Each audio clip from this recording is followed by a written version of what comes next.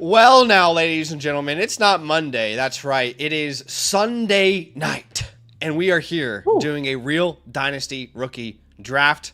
This will be the case until I think like the first or second week of June.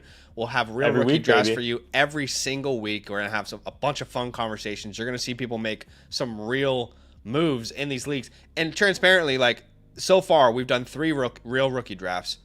They have not disappointed, Sammy. Like, they have not disappointed at all. There has been absolute chaos. I will never forget the Bravo draft, but still, there's like, outside the top 6, there's really nothing that is consensus anymore. So you get some just insane picks across the board. It's honestly quite fun, to see. But how are we feeling? We're now 1 week removed from the draft. How are you feeling? Is there anything in particular that that you've drastically changed in your rankings, or that you feel we need to talk about before we jump in? I don't know. The dust has settled, it seems. Yeah. We're fully moving into 2026 season mode. It feels like everybody's talking about rather than the rookies, but like what they're gonna do in year 1 and this kind of stuff. Yeah. So yeah, I think I'm excited to move past rookie season. It was a bit of a slog this year. Yeah. 2027 hopefully will be a little more fun. It should be, like I just comparing it to last year. Like obviously, I got started doing the NFL mock drafts for you guys in the streams and everything, and it just felt like there was so much more hype through the whole thing. Yeah, you know what I mean? I agree. And so next year should be a blast. I'm excited for that, and but I am still excited for these rookie drafts because we see a lot of moves get made and just chaos. Like nothing that you expect to happen typically happens. What's up, Dynasty dude? What's up, Ian? Styles in the building. We got Josh, who's in this league we're about to draft in. Gabriel Scribbles 30 says, I think Price wearing number 8. And how could Land not know that? The thumbnail has him wearing 24. Yes. Well, we'll have to get that updated here soon. But also, Zach, the clips from rookie mini camps are coming out all over the place. Yeah. No, there's a lot of anti-Jadarian Price people out there, which we'll see how this year goes for them. I got to say, he ran over those bags pretty well. I'll say, you guys know I hate Twitter, but I don't even know who the account was, so I'm not even like calling someone out. I'm calling out what they've done. Like these people who quote tweet a single video and make some drastic statement either way, right? So like there was a you guys have probably seen it on X in rookie camp where Jadarian Price caught a pass. It was like he was running it out of the backfield, body catch. And it was like a body catch, right? So he caught it with his body. Yeah. And someone was like, "Oh, great! So he's also a body catcher, not only a bad prospect, but also a body catcher." I was like, "Oh my god, Twitter's the worst, man! Like, what is this bullshit?" Like analysis. He's like not even wearing pads. He doesn't even have pads on. Are we joking right now? He's just he's just wearing the jersey and cleats and yeah. It's like, bro, he's washed, clearly. Yeah, it's like clearly. Oh, look at the way he walks. It confirms my priors. Remember when Jamar Chase couldn't catch? Yes, I do remember that. Yeah, exactly. Guys, we appreciate y'all being here, hanging out with us. I'm going to keep it a buck with you. I'm not going to give away Team Playbook today. I hope you're just here to hang out and have fun with us. And the reason I'm going to keep it a buck with you is because I've got too many in the queue. And you guys are really shout out to him. You guys are wanting the advice, you're wanting the support, and I want to give it to you. Obviously, I'm super excited to look at all your reviews, but I just can't logistically give out a Team Playbook today. However, I still want to give out something, so we're going to do a giveaway. I'm going to give away 3 trade question vouchers, so we'll have 3 different people win today. All you have to do to enter is simply like today's stream and then type our code word, which is Hermes, whatever you want to say. Okay, tomorrow night. This time tomorrow night. I can't wait to be done with this league, honestly. Like this league name was, we got to move on. But tomorrow night we will be doing a real startup draft with the Hermes League. And if you aren't aware, we are going to do the drawing tonight. So I currently have 2 spots. I thought we had a full league, but a couple people actually had some scheduling issues that they're not going to be able to be there tomorrow night. So if you're out there and you want to be a part of tomorrow night's real startup draft, real land league, then the landleagues.com website is the place for you to go sign up to the Hermes League. we are potentially going to raffle off 2 spots unless we have 2 people who decide today that they're going to become brand new promo code LAND annual Mother Flocker members. If you're out there and you've been thinking about becoming a member for quite some time, now is the time to do so. You get a guaranteed spot. You'll lock up one of these last 2 spots. The first 2 people who sign up, I can guarantee a spot into the Hermes League. But not only do you get the LAN League's website access to our community, you get the team playbook, game plan for your rookie draft, the war room with the trade question vouchers, all the premium Discord benefits, and then obviously you get to be a part of the community. When you go to the link tree that's in the pinned comment, you'll see at the very bottom, join a LAN League. Just make sure that you follow these steps on the site, okay? Step 1, become a promo code LAND annual Mother Flocker member. Step 2, enter the drawing. Step 3, if you become a brand new member, is just to message me on Discord, and I'll make sure and hook you up and get you in there. But I appreciate y'all big time being here with us. Now we have got how long until the draft? Let's get this right. 5 minutes? 7 minutes until the draft. And what I thought we could do until we start this real rookie draft is we could answer some trade questions on the site and sort of pump out some of those. So not only is the link in the chat the link that you would use if you want to become a member and join this league, every brand new member gets a spot. It's also a spot where you can submit a team review, where you can have a trade question reviewed, all that jazz. So this is a question from Dago. It's a 1 quarterback, 12 team start 8. He's sending away a 27 first. He's getting back Jaden Daniels. We don't have any context of where that first is going to end up. The team that he's receiving it from is a pretty good team. But it really matters what your team looks like. So if you had this, your team isn't synced, unfortunately. Yeah, you don't have. Why would Kyler Murray be at the top of this, Sammy? I'm so confused. What's going on here? Well, the team is synced, which is why I'm confused. Okay. Because it says that it's Jay Cardenas and Drake Until You Make It, and one side is synced. Yeah. Well, if his name is Drake It Till You Make It, it looks like he's already done the trade then. I don't think it's a bad move because your team is so stacked. I just don't think you maybe necessarily would have had to have done a move like that. But at the same time, a young Jaden Daniels, a stacked team like this, I don't think it's a bad move at all. I'm fine to make the move there. With Caleb Williams, it just felt like a luxury to make that addition. Sure. Yeah, I'm with you there. And I think that, I imagine that quarterbacks in 1 quarterback leagues, it's kind of really just based on like how the league views the position. You know what I mean? And if like an elite, I can't imagine Jaden costing any less than a future first, even in a 1 quarterback, He has another question for us here. It's a 1 quarterback, 12 team start 8. I think it's the same league where he would send away CeeDee Lamb and get back Daniels, Higgins, and a 27 first. But he has Jaden already. Yeah, I imagine that these were 2 deals he was thinking about doing, maybe. And it looks like he took the one where he sent his 27 No, first. he's Jay Cardenas. Is he? Okay. Because it's highlighted yellow there, right? But on the I receive, it says Drake It Till You Make It. I receive. You're correct. Can you ask the devs what is going on? I prefer the other deal where you don't lose CeeDee Lamb, is what I would say, by the way.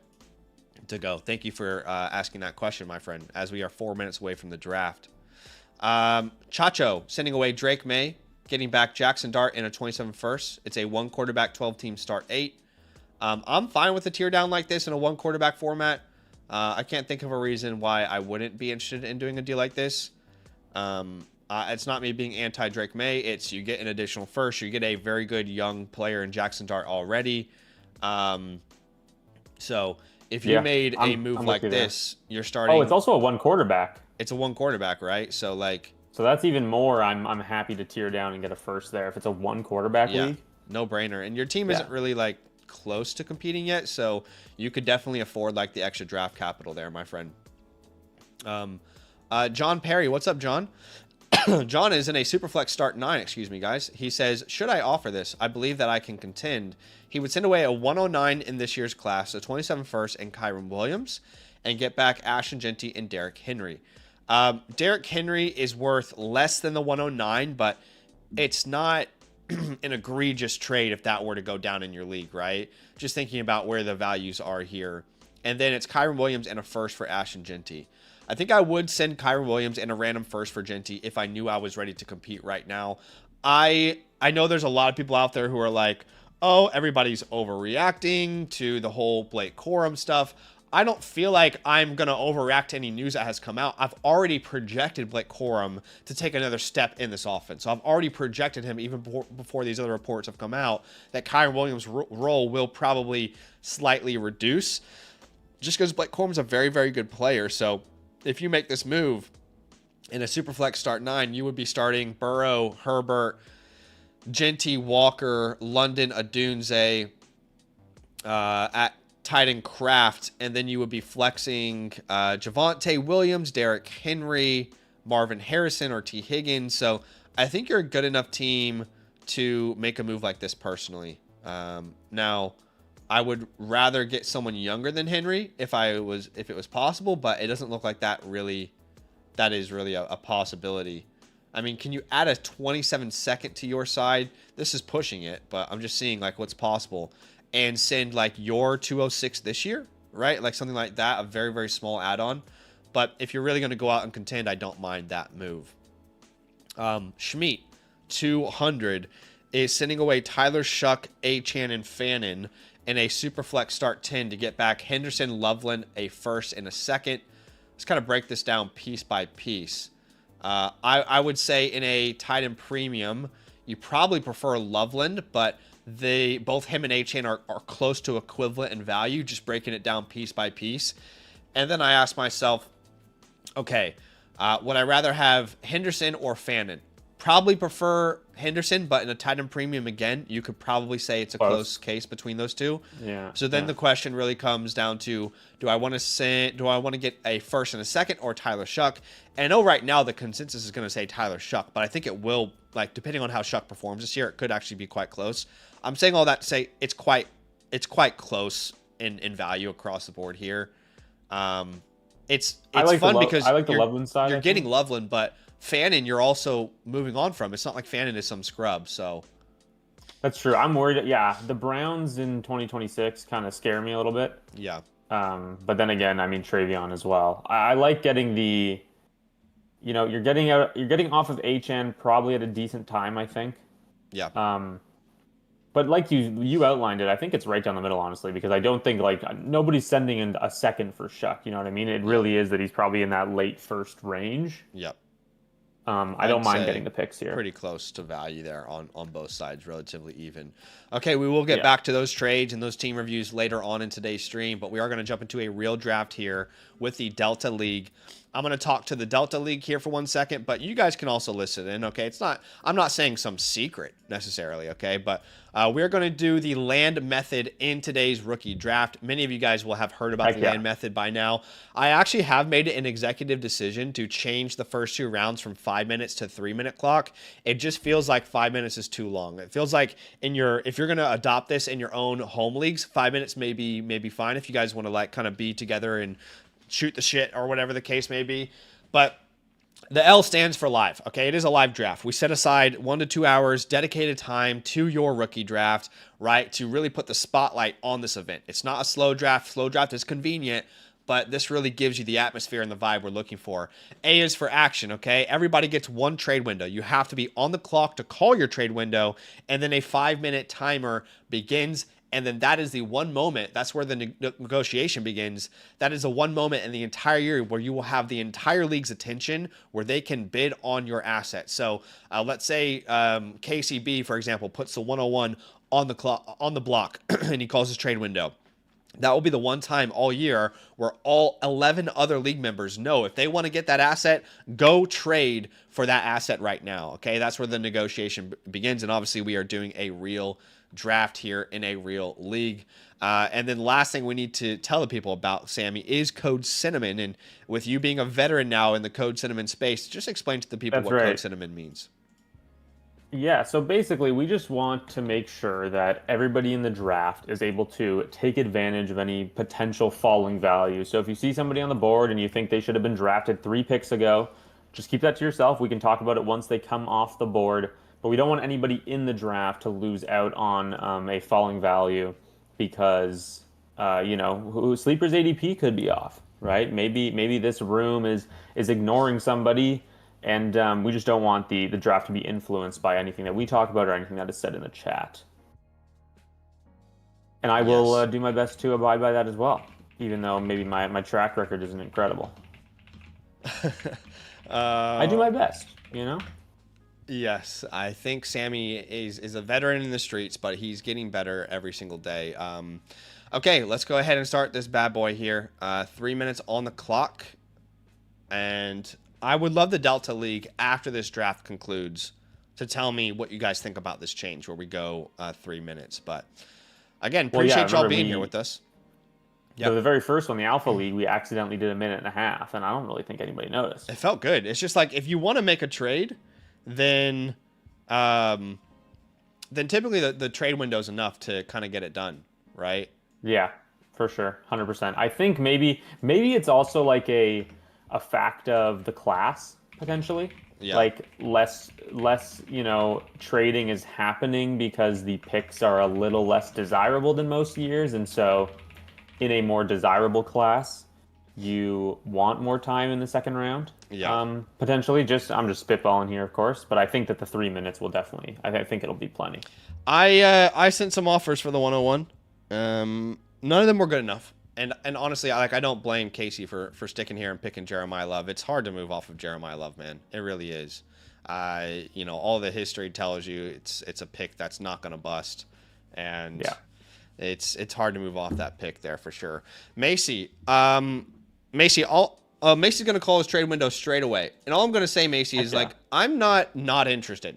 I'm not like desperate, but I'm not interested. Like I would definitely, if you had an offer in mind, Macy, I would listen. Oh my gosh, Zach. Phobes in the chat just dropped the craziest bar I've ever seen. You have to pull this up. After you send your trade offer, of course. Okay, so who is this? Phobes 317. The hell yeah? No. The further down. Like really recent. I love land like Colston. That's actually pretty good. That is amazing. It sounds like a Drake could have said something. I love land like Colston. Okay, I'm gonna send an offer to Macy. That's awesome. I think he was looking to get out of the class, if I'm not mistaken. Mm-hmm. So let me send you something.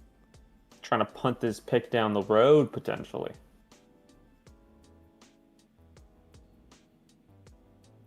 Send him your 27 first, straight up. It's not crazy. It's not crazy. It is crazy. I see some familiar faces in here, though. My boy Billy from the Bravo League. Tigray. The Don. We got and D Macy, of course, the draft countdown expert. How many days until the 2027 NFL draft? That's what I want to know. How many days until week 1, day 1? Oh, dude. Like the Thursday night football game. Someone tell us that. That's what I'm interested in. What do you think? It's Seattle and let me find who the opponents could be. Jonah says it's too many days. That's how many. Hey guys, if you're just joining us, appreciate y'all being here with us. We are going to raffle off the remaining spots for the Hermes League here after the draft. This is a league that's going to draft tomorrow.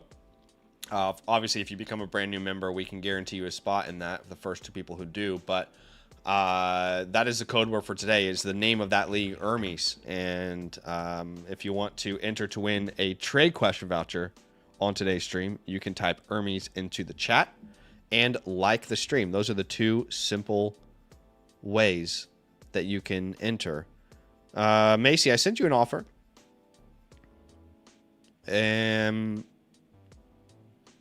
Don't blame me for not replying so far. You know, there's probably better offers out there is what I'm assuming. No way. At this present moment, it's just an assumption, but I have to be careful with assumptions. Okay. They can make an ass out of you and me, Zach. Yes, they can. Yeah, so Zach, for that opening night game, there are some actually fun. I don't know if anybody else cares about this, but I feel like this is something that I care about. So, correct me if I'm wrong. The Rams 49ers, that's the Australia game, right? It Which is. will be the day after. I will be so there. So it can't be either of them.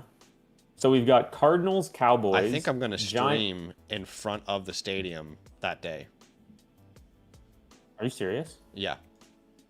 What do you mean? What do you mean by that? What do you mean by that? Where you close at? What do you mean by that? You're gonna bring your streaming setup to the stadium? Or are you gonna go on the concourse? Yeah, I think I'm gonna go right in front, interview people, let people kind of see the vibe of Australia and the NFL. You know, I kind of want to give people inside access to. It's the first game in Australia for the NFL. So I'd like to give people kind of an inside access to what the atmosphere is on the grounds, maybe.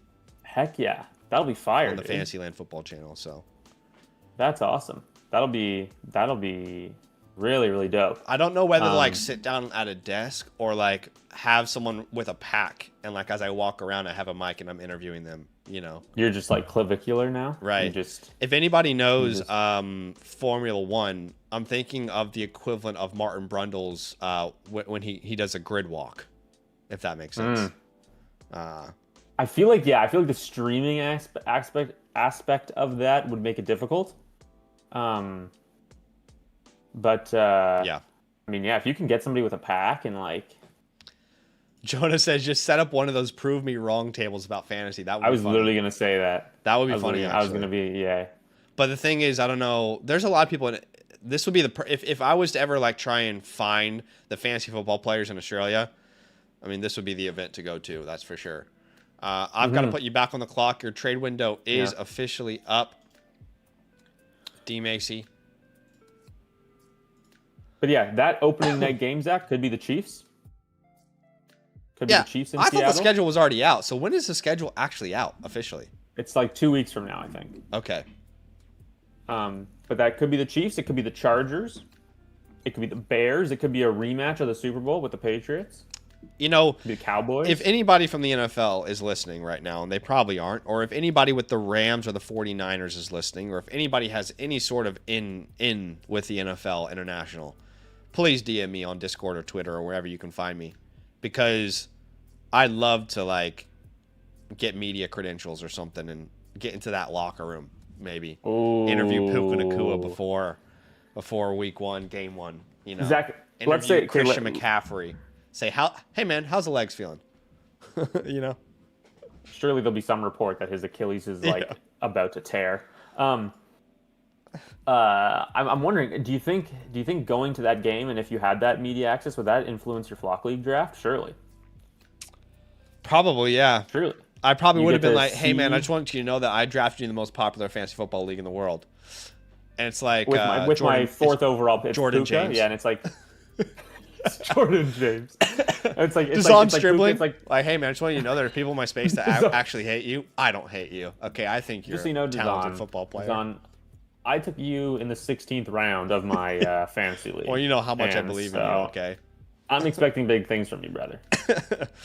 Macy now has a minute left here to make a decision. He's used his trade window.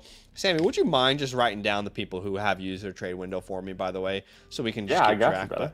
But now we know D. Macy's used his trade window there. As Mendoza comes off the board. Tigre, I'm going to send you a trade here. Fernando. How's that song go? I think, something's in the air tonight. Fernando. The stars were bright. Fernando. I think there we go. Macy may have made a small error earlier. I don't know if the message was deleted or not, but he basically told the league, hey, I'm looking to trade out of this pick for a quarterback. And then everyone's like, well, now we know you're going to take Mendoza. I don't know. I didn't get a chance to actually sit down and read what was being said. Also, I don't know if that's potentially, maybe, but I mean, at the same time, yeah, I don't know. That's interesting. That is interesting.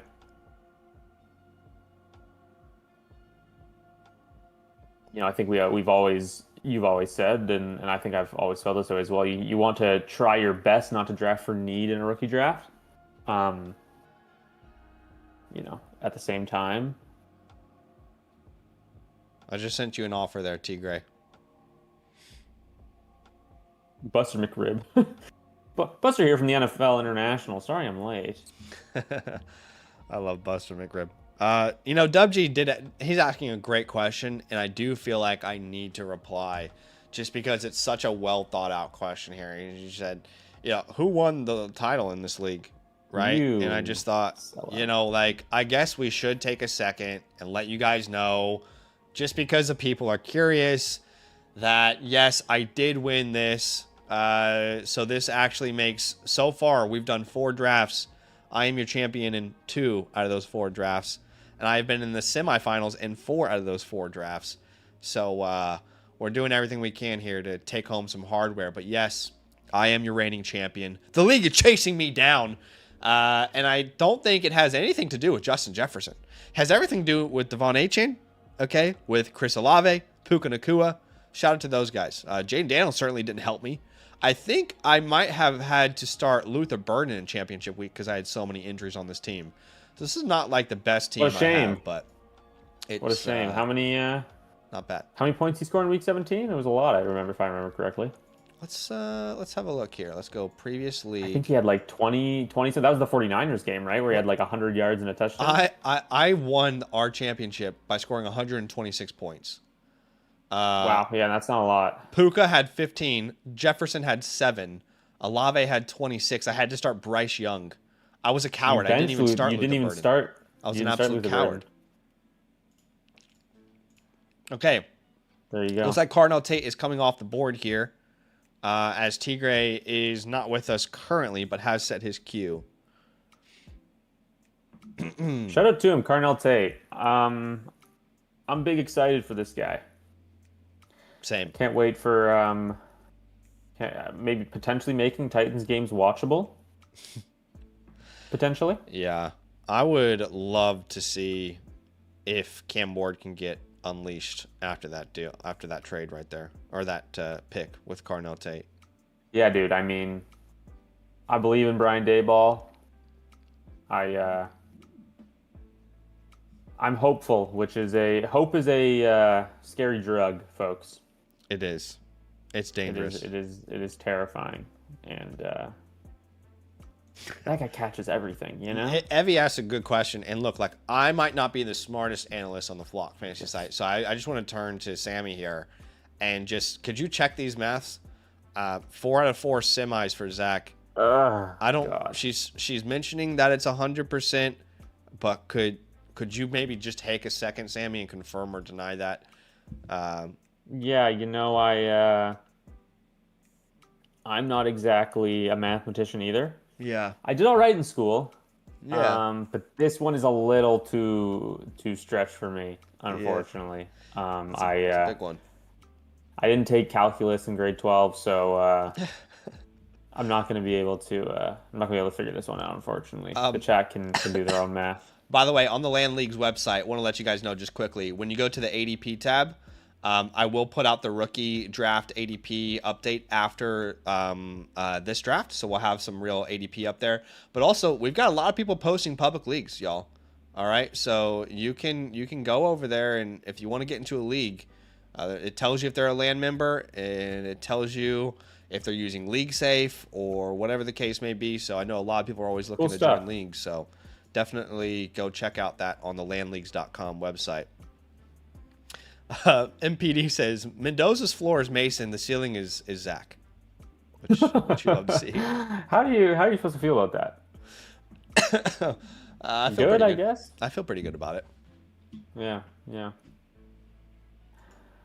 As Jordan Tyson comes off the board here, now Casey B's on the clock. Casey, I'm gonna send you something, Casey. Keep your phone on you, Casey.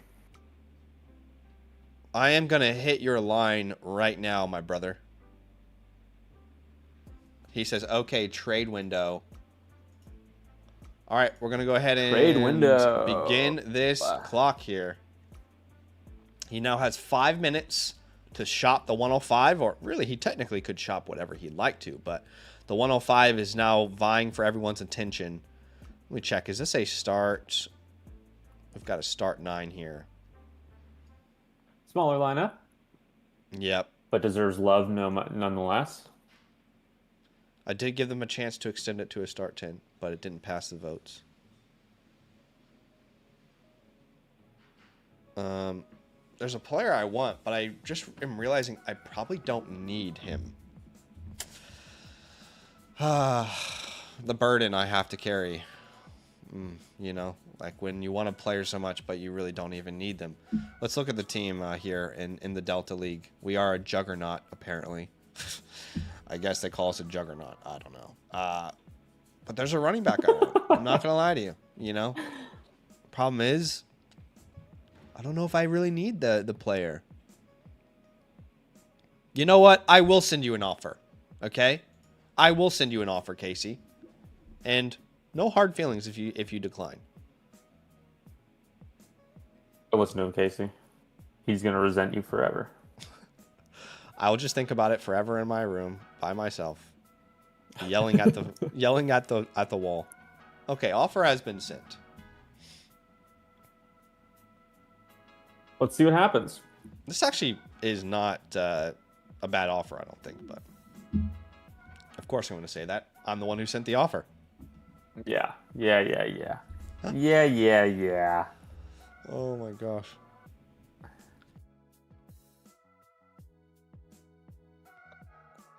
You watching much NBA, Zach? I have. Sorry. You know, can someone... I feel like oftentimes we release these updates on the site, and I don't even know like what's being updated. What is the top 75% thing? What is he talking about there? If you go to your portfolio... Okay. Yeah, so that's just basically like you are in terms of like average team value. On the entire site? Yeah. Okay. Is that good? You're in the 76th percentile. Is that good? Yeah, that's good. Okay, I'll stop. Well, you know, Zach, when you take advantage of your followers for long enough, you want to talk about taking advantage? Should I show people the Bravo League? Should I show people the trades you've made in the Bravo League? Hey, people can do whatever they want to do. My team isn't good yet. I haven't won jack. I just got a lot of picks. Neither. I haven't won anything in that league either, unfortunately. I'm still a ringless boy in the Bravo. I'll tell you something, folks. That 76% does not win you anything. No, right? It doesn't. It helps. It looks cool. It's a fun number. It looks cool. Mm-hmm. But it does not win you anything. Yeah. Well, I did send an offer. Yes. Have not heard a reply, which... Yeah. How disappointing. Jonas says, Zach resents me for taking Tyler Warren from him in Foxtrot. I'm trying to remember. That was probably last year's draft when I was about to pick him.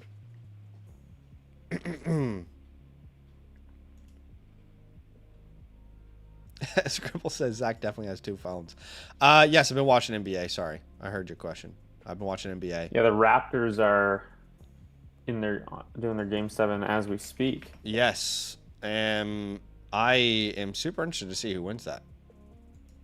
I honestly am not too shocked that the Raptors are taking it to 7, just because James Harden is kind of not really that playoff closer, is he?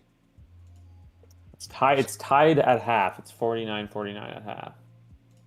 Defensive game. The Raps got good defense. The freaking RJ Barrett shot the other day, insane. Just insane stuff. Yeah, Travis says, I live in the 11-12 hole. Unfortunately, you're right. But it is a cross I'm willing to bear. Yeah, play your little violin, bro. Yeah. Come on now. I know. I told this league, I was like, damn, another 112 for me. And they're like, we don't feel bad for you. I was like, honestly, fair. Do you have like, are we gonna, I mean, I haven't, surely we'll get to the leagues where you didn't make the playoffs. Surely. Let's see. I think I won Echo. Let me see. I won God, Echo. what have I awakened? Foxtrot, I definitely was really, this is maybe one of my worst teams. Yeah. So we will eventually get there in Foxtrot. Golf, I think. Thank God. I think in golf I won this. I got into the not into the semis first round. I got knocked out. Hotel. Okay. All right. Hotel. I was hope. in the playoffs. Didn't make it further. India. I hate the India league. I don't hate India, by the way. Just hate the. I don't even hate the league. I just hate my team in this league. My team is no. I made some mistakes. Didn't make the playoffs, and you don't have your own first. It's not. We had a lot of veterans that unfortunately did not pan out. Some of these leagues I've actually sent my 26 first away, which is why I don't have them. Like now that we're in the off season. So yeah, we're definitely starting strong here up top.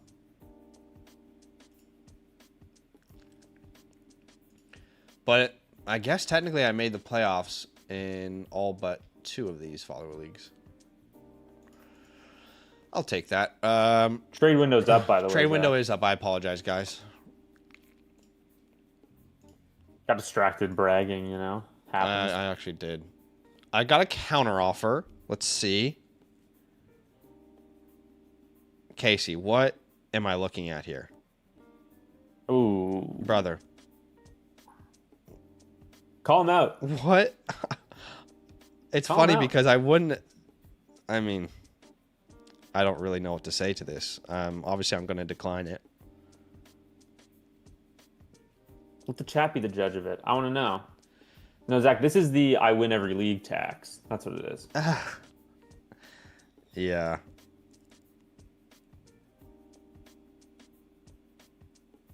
What's up, Philly? Yes, the winners. I mean, we've got a buy-in, right? Each league has its own buy-in. So this league, for example, is a $25 buy-in. And there's prizes to first, second, and third. Third gets their buy-in back.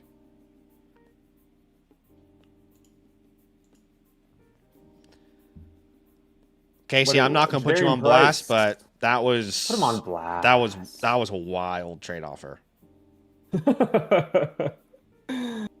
Okay, JK is calling his trade window here. JK... Okay, so,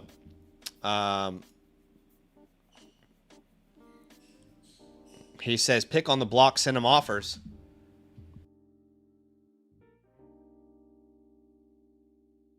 I'd be sending one here.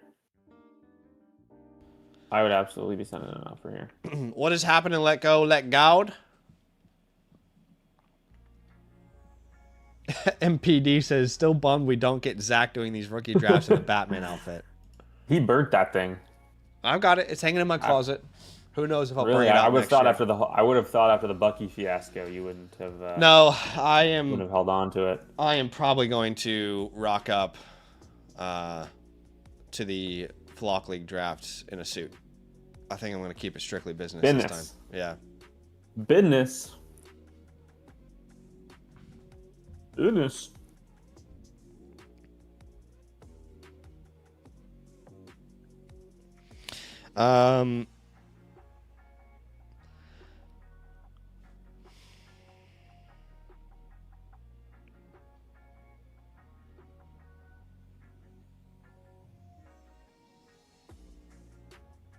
Zach is offering his 112 and his 2027 second round pick.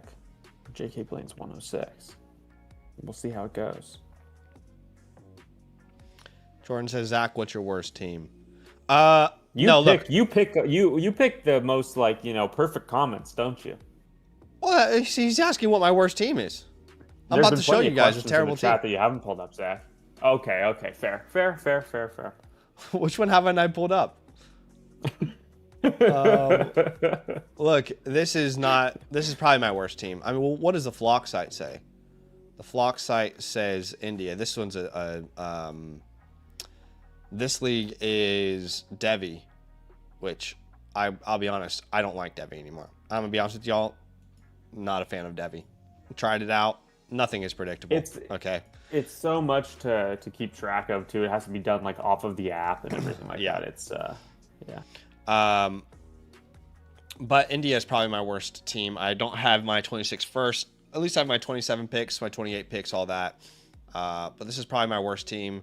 Last year, we wanted to go all in. Alvin Kamara fell off a cliff. Garrett Wilson got injured. Those are two players that I traded for my 27 first for. No tight end of note. So that would probably be my worst team right there. I just got an exploding trade offer. Frightening. Guys, what is this league sending me?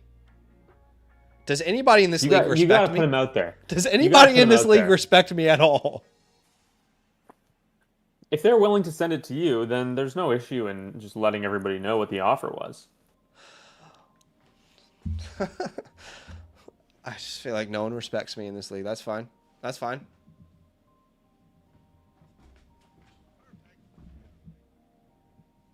I do agree, actually, with this bet. I was thinking about this. I have never... You guys let me know how you feel. Have you ever received an exploding trade offer, Sammy, that was good? I don't understand. I don't think people understand like how to use that feature, because every exploding trade offer I get, I'm like, yeah, this is dog shit. Okay, JK said, go ahead and expose me on stream, so I'm going to do it. He's asking me to do it. He sent me the 106 in a trade, and all I would have to give him back is my 27 first and Quinshon Judkins. That's it. That's all I'd have to give him back. A player that's worth more than the 106 and my 27 first. That's all I'd have to do. Oddly enough, that was not the worst trade I've been sent on in today's draft, though. Yeah, that's a lot. That's a lot. I mean, with the exploding trade offers, I know some people that just send those every time. Like they just don't like to let offers sit at all, and they don't want to have to go back and like withdraw them if whatever. Right, so right. But I mean, I don't think I have had the same experience with exploding trade offers, but that's not to say that I don't know, guys. Like I've never seen an exploding trade offer that I was like, oh, this is pretty fair. I have to accept this. I need to abide by the timeline they've set for me. Like, it's also dumb because it's like 2 days. It's not like it's right. It's not like it's an hour, you know. All right, I'm gonna have to put JK back on the clock here, I think. And I'm gonna have to put you back on the clock. Somebody said, did he ask for your social security number too? All right, I'm actually just curious. You know, I don't know a way to like phrase this question, but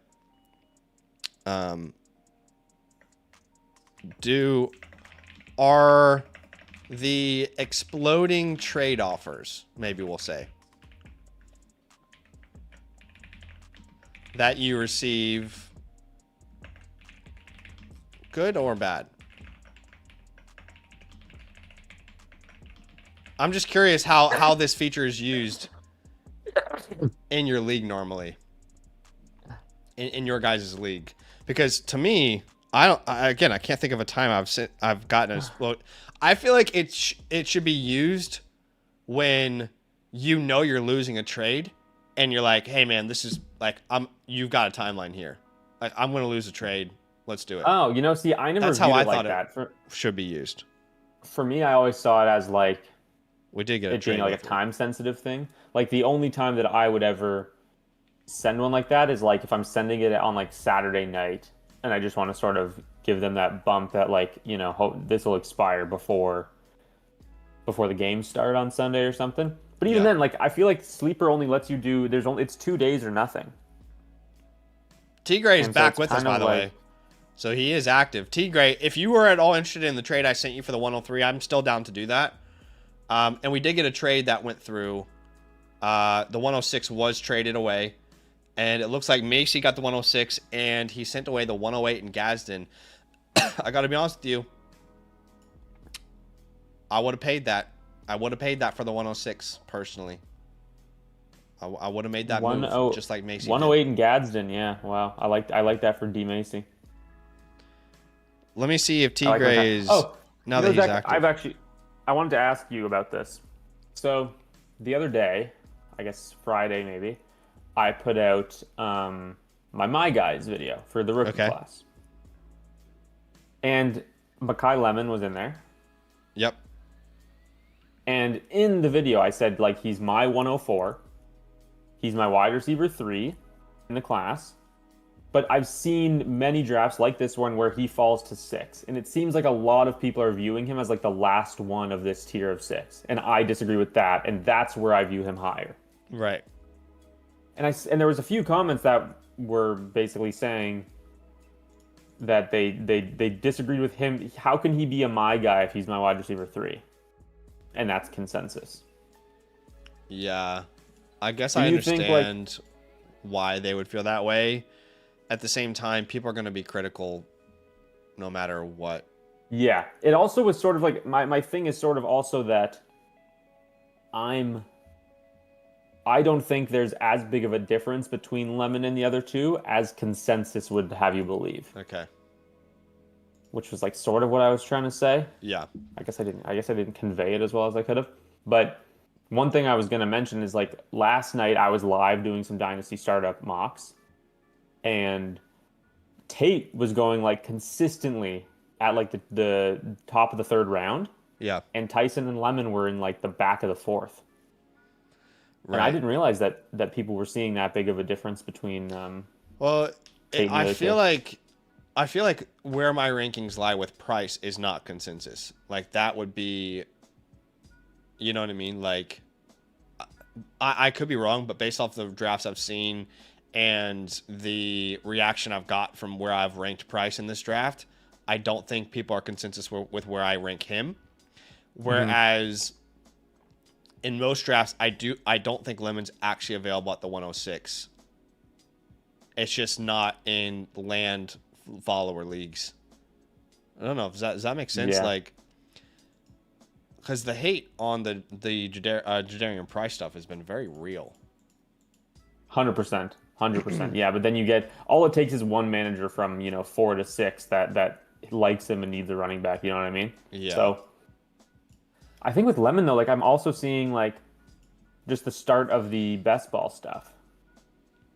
It seems like he's getting a hit. Like I've heard this on multiple different shows of people saying like he was drafted closer to KC Concepcion than he was to Tate and Tyson. We just had massive. 3 guys come off the board all straight in a row. Simpson Concepcion, Sadiq.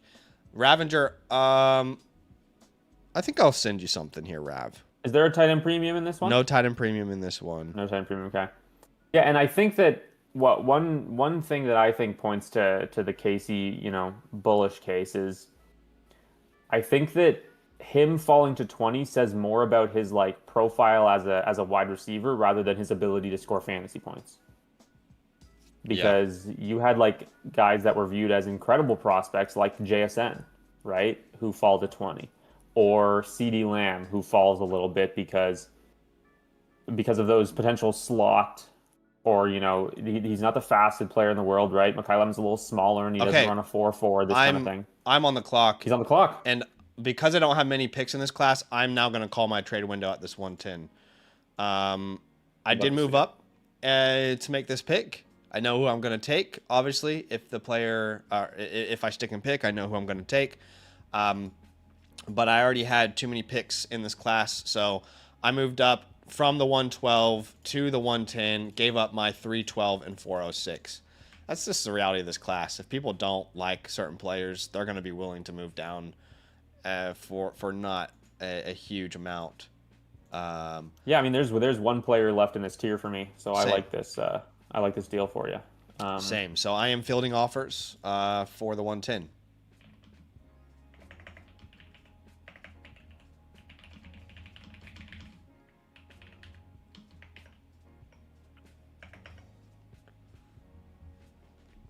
In fact, I can go back to Casey. You know what, Casey? You upset me earlier, man. You hurt my heart. But I'm still going to come back and send something to you. You broke my heart in half.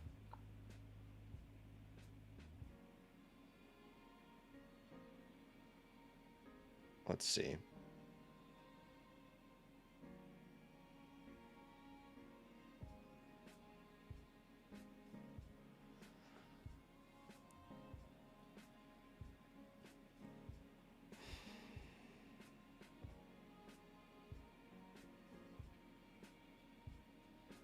Yahtzee says Zach trading just to call a trade window is such a Zach move.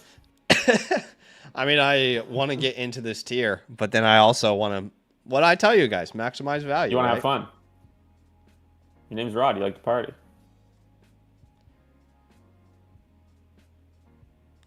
Just to clarify, guys, Badaki did not die. I think Gotzi was trying to make a joke, but he's very alive and he's very well. He's working on his own. Oh my gosh, is that what that was? Working on his clothing label. But he's in a new season of life now, and I'm really happy for him. Like, he's very, very passionate about it.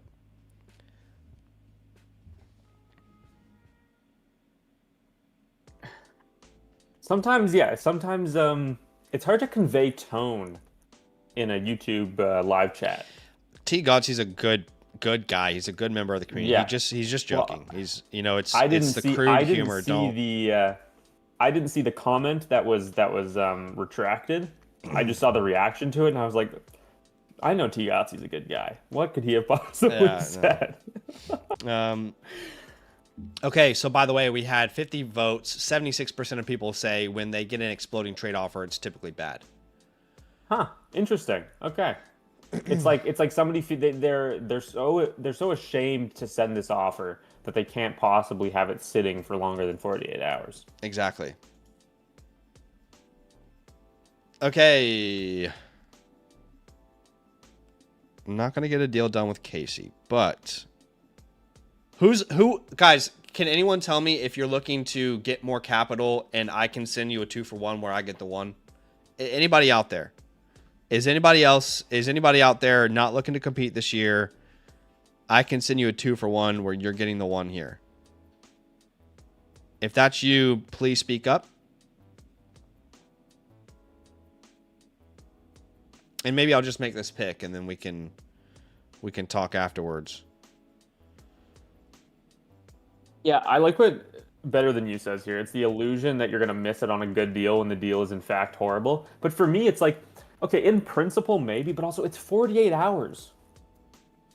Yeah. Like, is it the worry, like, oh, if you don't accept this in 48 hours, like, then you're not going to get it ever.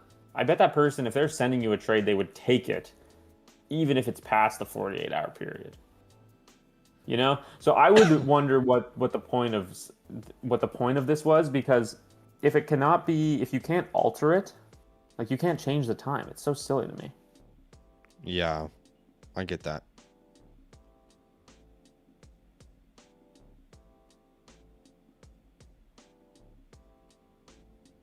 Don, I'm gonna send you something, bro. Oh, you know what? You can change it. I'm an idiot. Okay, no, I get it. You can do 1 hour, end of today, 24 hours, 2 days, 1 week, 2 weeks. Don, I've sent you an offer.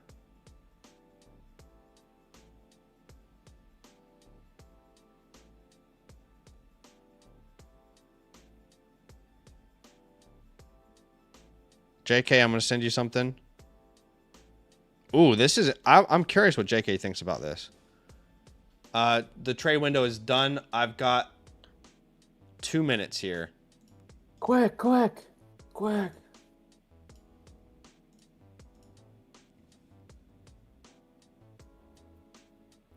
You know, I do like the end of today or 1 hour exploding ones if it's before kickoff or something. Right. That makes sense to me.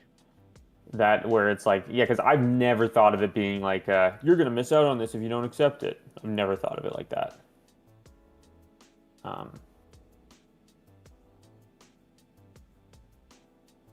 Maybe I'm just not sharp like that, you know? I woke up like this. Zach, you know what I was thinking about the other day? You know, the beginning plans for the trip to Austin have started in the group chats and stuff. Dude, I can't wait for a mock draft, an in-person mock draft. You know, like that. I'm ready for that. I'm ready for it to be August. JK, I'm gonna send you something else. I think you might like this player more.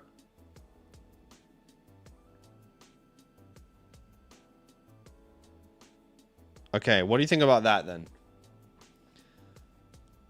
What do you think about that? The freaking FOMO I have not being in this league.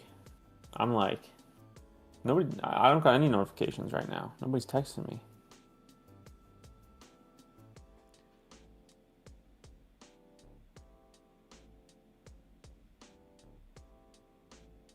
Nathan will probably take Judkins in round 1 this year, I think. Okay, I am going to make the pick. I do think Omar Cooper is the last player in this tier. But I am still willing to do a 2-for-1 deal if someone wants the 2. I can package Omar the Cooper. 110 and a player on my team to upgrade if you are out there and you're looking to tear down possibly.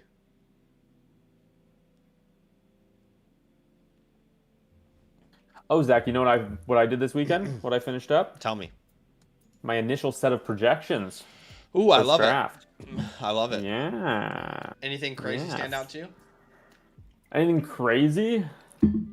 Oh, I got a few takes that I'm workshopping. Okay. A few strong stances in round 1. I mean, I'm already in the best ball streets. Yes. And yeah, there's a few things I'm feeling. I'm gonna be a big Jefferson guy this year. Okay. Which, you know, it's hilarious because like at the beginning of the offseason, I was, you know, saying he's a sell. Yeah. And just the Kyler, I didn't see a Kyler happening. You know what I mean? But I'm big on Jefferson, and yeah, you and I have talked about Jonathan Taylor and just that ridiculousness. Yeah, I think he's consensus top 6 pick or something right now, which is wild. He is ADP of 106. Yeah, sometimes you'll see like CMC go there. Sometimes somebody takes a wide receiver, but yeah. Another one. This is a fun one that I'm like completely on the opposite side of ADP, and it's Metcalf versus Pittman in Pittsburgh. Okay.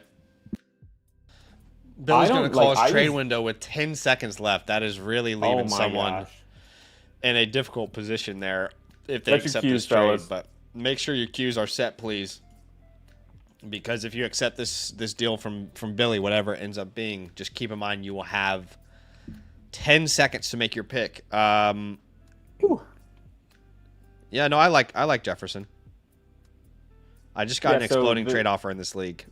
Oh, God, it's going to be terrible. I might take Chase Brown at the 106. I'd think about it. Wow, that is very... I'm kidding. You think I'd be getting Puka Nacua for this trade offer? You can't keep doing this. You got to give the people what they want. No, this one's not as egregious.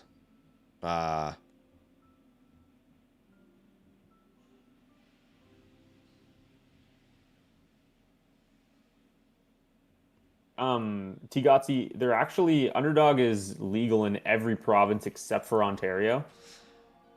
And I am in Ontario, but I am like a 20-minute drive from the border to Quebec. And so I just, little hop, skip, and a jump over there.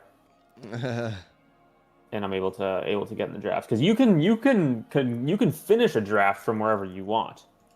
You just can't start a draft in the places where it's not allowed. Underdog's not legal in Nevada. So if you're in Vegas. So you basically go somewhere and you start like a ton of slow drafts. Yeah. Well, you know what I've even started doing? I'll just if I got on if I have a few free hours, I think I'm gonna do it. I think Friday nights, Friday evenings this might be my thing because Underdog's releasing the tournament every Friday night. I just find there's this nice park, a nice little picnic table, some people playing soccer, and I just sit at that picnic table, do a few drafts. It's gorgeous. I love it. On a nice Friday night.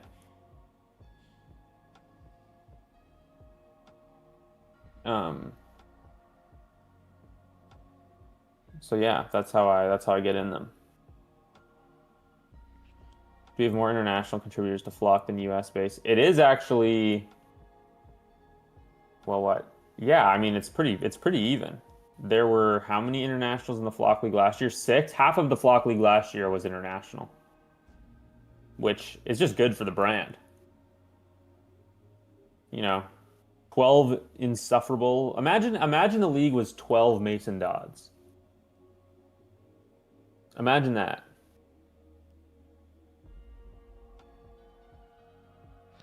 It just wouldn't. That would be rough. Too many big egos. We need some. The Canadians, the Americans turned Australians. They do a lot of good work for the Flock League.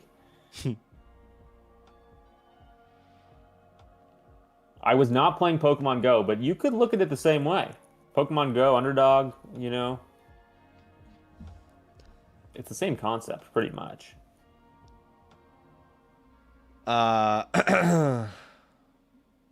Jonah says a league of 12 Mason Dodds would be incredibly entertaining just for the Week 16 meltdown. Did you see the short? Yeah, Flock League. Yeah. Guys, go follow the Flock League on every social channel. They've got Twitter, TikTok. I think they're going to start making clips from the league this year. Exactly. We're going to be doing some more short form content. It's funny though, because in the Flock League, where I'm called the Australian, meanwhile I'm not Australian. I'm American, born and raised. You just live there. I'm just like, whatever. And the amount of people who come to the Fantasyland football channel and be like, why would I listen to this guy? He's not even American. I'm like, bro, I was born in America. Why is that a prerequisite for listening to somebody? Yeah, it's interesting. What do you mean? Born and raised. I eat, sleep, breathe American sports. America. I wouldn't say you eat American. No, I do. Really? Yeah, you'd be surprised, man. Big cheeseburger and fries guy? Oh, yeah. Oh, I can mess around and eat. Oh, Lord, please. Here's the thing. This is only a 3-minute timer. And the first round feels very long. So I feel like 3 minutes is more than enough. We've had 5 trade windows, Zach. Okay, yeah. So 5 times 5. Do the quick math. Which I think is more than we've seen in the other leagues. I'm a part of the problem. Yeah, you traded up and then called your trade window. You are the problem. All right, Billy's back. Brother, you made the sandwich. I don't know why Billy has a minute. Why does he have a minute left? When we pause it, it said 10 seconds. Oh. Sleeper be bugging, man. Lucky man. What's your favorite fast food burger, Zach? Favorite fast food burger? Oh, that's a good question. Yeah. Favorite fast food burger. I mean, we're talking like beef burger, right? Well, if your favorite happens to be a chicken burger, I guess that's fine. Yeah, I'm gonna stick professionally, strictly to beef for now. Yeah. And I would have to say it's really close between In-N-Out and Five Guys. Do they have In-N-Out in Australia? No, eh? No In-N-Out in Australia. No. Yeah, not in Canada either. I think In-N-Out is such a weird place because their fries are by far the worst in any fast food chain that exists. Like, their fries are genuinely disgusting. Like, chalky. It's awful. But yeah, their burgers are incredible. I think Five Guys, the reason it's in contention is because I love their fries. The Cajun style fries with that burger, pretty underrated. As we see Boston and Stowers coming off the board here. What would you say though? Well, yeah, I think that there's so many different types. I think like my go-to, I can only pick one. It would be Five Guys. Yeah, for sure. But like if I just want like a quick, easy, like if I'm like road trip, right? Road trip, and I'm like eating it in the car, I'm not getting Five Guys. Right? It's a mess.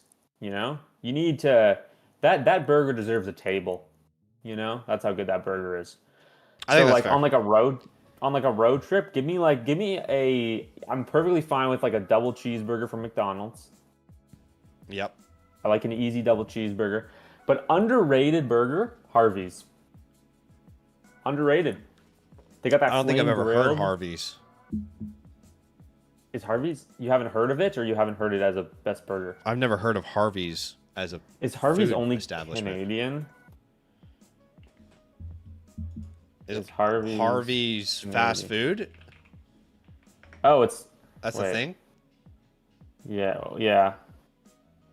Okay, it is Canadian. Are there? This looks like a sandwich shop. What?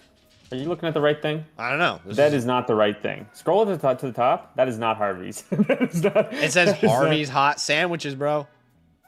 Okay, well, that's not what I'm talking about. There's no Harvey's in the States. I didn't know that. So what is the Harvey's you're on about? Is it this one? Harvey's? Yes, that's it. Harvey's Burgers. Yeah. Do they have a website or something? Well, access denied. Okay. I thought Canada was just as free as the rest of the world. There's no way. But no, it would be a shame if anyone outside of Canada could access Harvey's website. Let's make sure we protect Canada here. They don't want to tease you. What an absolute sham. Talk to me about freedom. Harvey's is the bomb. If you ever come to Canada, have you ever been to Canada, Zach? I have for like literally 5 minutes. I'm not kidding. Like an airport or what? No, it was we were about to. I think we were. So you tell me if this qualifies as being in Canada. Okay. So essentially, Niagara Falls. Okay. Oh. So the boat. Are you talking about the Maid of the Mist? The boat technically. Oh my God. Allows you to enter into Canadian waters. Okay. Okay. I mean, so the spirit. You know the answer to that. Technically, I was in Canada. Like, if at that moment in time you had to pause the world, I would have been in Canada. The spirit of the question, the answer is no. Yeah. But you should come, man. I think from what I've heard, it's like it's not. I'm not gonna say it's similar to Australia, but in terms of compared to the U.S. Yeah. It's like a similar change, I guess would be the best way to put it. I've definitely heard good things, and I've seen some very, very beautiful areas, I guess. Yeah, I like it. I like it here. But guys, appreciate all y'all being here, hanging out. If you don't know, I am doing a giveaway today, and it is for some trade question vouchers. All you have to do to enter is simply like the stream, and then type the code word Hermes. That is as simple as it gets to enter today's giveaway. You know what? Somebody mentioned Shake Shack. Shake Shack is pretty good, actually. There's no Shake Shack where I am. They have it in Toronto, I think. But I had it when I was in New York City. And that is a very good burger. It's kind of similar to Five Guys, from what I recall. Shake Shack is banging. We were in Singapore last year, and they had Shake Shack too. You know what sucks is they opened a Chick-fil-A in Singapore, but a month after we visited. So I was like, damn. Oh, and there's no Chick-fil-A in Australia? No Chick-fil-A in Australia. Chick-fil-A, they opened one here. I'd only ever had it in the States. I was in Florida a few years ago and had Chick-fil-A for the first time, and it was awesome. And then they put one. It's like 30 minutes from my house. So it's a bit of a drive, but it's near the movie theater that my girlfriend and I go to all the time. Yeah. So a lot of time we'll do Chick-fil-A and then a movie. Chick-fil-A, dude. I mean, honestly, I think I would like the chicken sandwich from Chick-fil-A, and I'm more of a cheeseburger guy than a chicken burger guy. But the Chick-fil-A sandwich from the Chick-fil-A chicken sandwich, it rivals Five Guys in terms of just a meal. 100%. I think it is. Chick-fil-A is the best fast food. I mean, and the fries. The fries are nuts. I'm a known advocate for Chick-fil-A. This sits on my desk. And if Chick-fil-A ever wanted to sponsor the channel, I would be over the moon. Not that I could even eat it here. Honestly, if anyone from Chick-fil-A, I would be more than comfortable helping support opening a franchise here, whatever that looks like, and whatever capacity. Zach would single-handedly fund your business. If you're franchising, trying to get into Australia, please come talk to me, because I would love to bring you here. We got Chick-fil-A in Austin last year, though. I remember that. Yes. That was, yeah. Yeah, and it wasn't like crazy to me anymore because I had one at home. The thing is, which I kind of like the foreignness of some places. Like they're Yeah. putting in an Olive Garden near me. I gotta be honest. I think Olive Garden is really. It's not actually Italian food, as Crank is called his trade window here. It's not really Italian food. It's like. No, it's like Italian American. It's like right. It's Italian food for the Americans. Yes. Italian being pasta. Just like Chinese food in America really isn't Chinese food. If you go to like actual nice like Italian restaurants that are like they're not chains and this kind of stuff, the portion sizes are always really small. Mm-hmm. They don't have like all you could eat, you know? you know? Yeah. Olive Garden is the Italian Taco Bell. Olive Garden is the Italian Taco Bell. It's like, Taco Bell isn't Mexican food. But it is. But it's not, Right. I don't think that's crazy to say. I don't think they're making tacos out of Doritos in in Mexico City, you know what I mean? Right. Yeah, we have a Canadian Olive Garden. T. Gotzi knows. T. Gotzi being our Torontonian in the chat knows. We have Eastside Mario's. Mm. Have you ever heard of Eastside Mario's? Do they have that in the U.S.? No, and I bet if I went to look up the website, it would be blocked. They ain't letting you in, bro. They are not letting you in. Canada. Okay, actually, Fazoli's, that's a good call, Slap. Fazoli's, I grew up eating Fazoli's. Never heard of Fazoli's. And I do think that's fair. Fugazi, I can't tell you how much I appreciate having another Canadian in the chat. Bing bada boom bada bing. That's the Eastside Mario's jingle. I think it's hey bada boom bada bing. It's so stupid. Italian Chipotle is that's fair actually. That's probably a better call for Olive Garden. They put a Chipotle near me too, and it's like I'm getting all these things that I've always longed for. I will be honest, I'm not trying to stir the pot at all here. As a American who grew up in America, who loves America but lives overseas and now can see things from a different perspective, I will have to admit to you guys in America that the quality of your food is decreasing every time I come back. Chick-fil-A is a great example, right? Like the quality of Chick-fil-A is not what I remember it used like what it used to be. I don't know if that is what that is. I've heard that there was a specific type of chicken that that the previous owner said they would never sway from, and then when that owner died, they swayed from it to save costs. Chipotle, for example. I mean, coming back to America and having Chipotle, I'm like, what happened to the Chipotle I love? What exactly is going on here? McDonald's is like truly woeful in America now. Like, hey man, you don't get these complaints in the Great White North. Let me tell you. I think like McDonald's in Australia, I think it's because of like the restrictions we have on food imports, is far superior to the McDonald's in fact, if you ask me in the US, hey man, you want to go to McDonald's with me? I'll pay for you. Like, actually, no, you could go by yourself though, and we can meet up later. Like, that's how I'm just like not about it. Burger King is like, it's insane to me that people eat Burger King coming back now. So again, I'm probably hurting a lot of people's feelings, but I'm just being honest. I'm gonna keep it a buck with y'all, okay? As someone who grew up eating all of this, coming back, like, it's tough. A lot of this stuff is really, really bad. That's crazy. Everybody in the chat is agreeing with you on the Chipotle take, and the Chipotle here is incredible, dude. Really? Like, I have Chipotle like once a week. It's like the best thing. Okay, people are saying I'm validating them.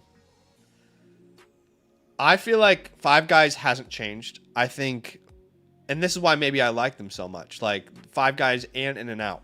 I don't think those companies have changed. Because guess what? When I left America, the fries were dog shit. And when I came back and had In-N-Out, the fries were still dog shit, but the burger was still very good. Something's never changed. So, but yeah, I'm trying to think about what else hasn't changed. I feel like the food quality is just lower. Yeah, there's also shrinkflation at Chipotle. The portion size is getting smaller and smaller. Chase and Breaker says engagement in the chat is hitting all-time highs. We're all opinionated lard arses. Max says America has too many processed foods and it's a problem, which I agree. And again, I'm not trying. Again, this is just a person who grew up in America, okay, and lives now internationally and just has a different perspective. But grocery stores, like the food that are in grocery stores in America, people should be locked up for what they're putting in your food. I'm dead ass.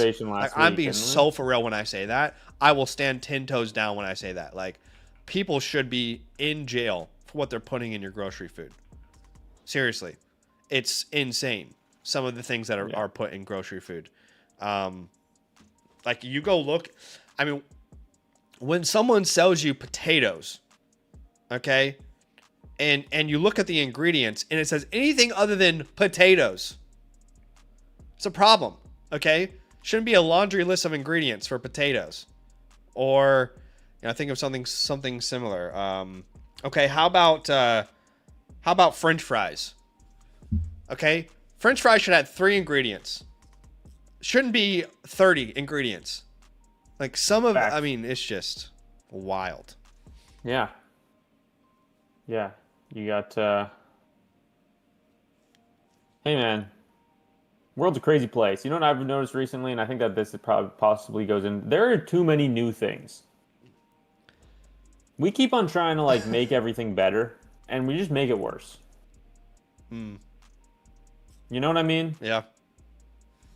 Who asked for automatic soap dispensers that never work? You know what I mean? Yeah. Or like, it just it's too much. Speaking of sinks and washing your hands, what I hate the most, and we did get a trade done here, as it looks like Billy's on the clock. Billy sent away Javonte Williams for a 2nd and 27, a 205, and Blake Corum. Wow. So, Zach, we couldn't have picked 2 players you love anymore. I do like both of those players. But y'all know I'm the highest on Javonte on the Flock site in my rankings. Yeah, I love that deal for Crank, honestly. Dang, I should have sent Billy the 110 for Javonte.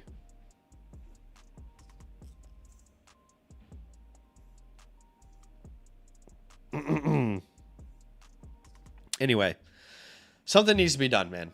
Something needs to be done. Steph says, love this food chat. The best things for us don't make money. Yes. Because they don't taste as good. Yeah. Potentially. You know, someone in the chat, please correct me if I'm wrong, because what I'm about to say is not going to be completely accurate. But one of the things that I know that America has done in the past, it's something along the lines of like the food dies. And from my understanding, and I haven't done enough research about this. We've got another trade window. I haven't done enough research about this. If you want to go ahead and send an offer for the 207, B Costa is on the clock. But when they used to redo pavement roads, right? You know, they would scrape up the old pavement, asphalt, as it were. And for a long time, they were like, what do we do with this? You know, how do we recycle this? And then some bright mind in the U.S. history came along and said, well, we could make money off of this. What if we turn this into food coloring, food dye? And oh, wow. They essentially created an industry and put terrible things in your food just because they wanted to make money off of something that was not making money, right? Really, if you look at a modern day grocery store, anybody who sells food for the most part in America, it really is unfortunately based in greed. It really is a greed thing. It's capitalism, man. You know, it's tough out here. Yeah. Yeah, I don't listen to Joe Rogan, but I could imagine that being on his podcast. Joe Rogan would say something like that. Yeah. Let Go Let God says I'd rather have red 40 than a fourth round pick in 2026. It's a good take. Probably accurate take too. Probably an accurate take, I'd have to say. Yeah, but I mean, yeah, it's tough, man. I think that hopefully we get to a point where where it's realized that it's gone too far, and we try and get back to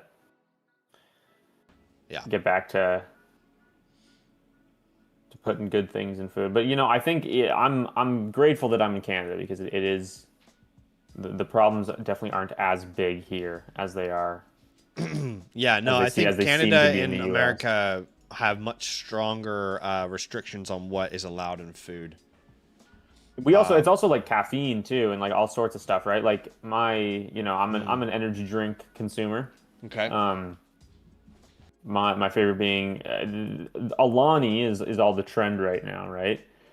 And I didn't even know this until Austin, because Mason had asked me, is there anything you want to be like stocked up in the Airbnb or whatever? You say Alani? And I was like, oh, I'd love Alani. Yes. How do you spell that? Alani. It's like a drink? Yeah. Okay. Alani. Never heard of this.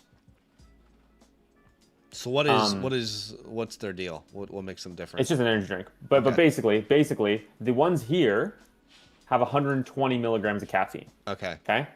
The ones in the States, 200. Right. Yeah. 200 milligrams of caffeine in one can.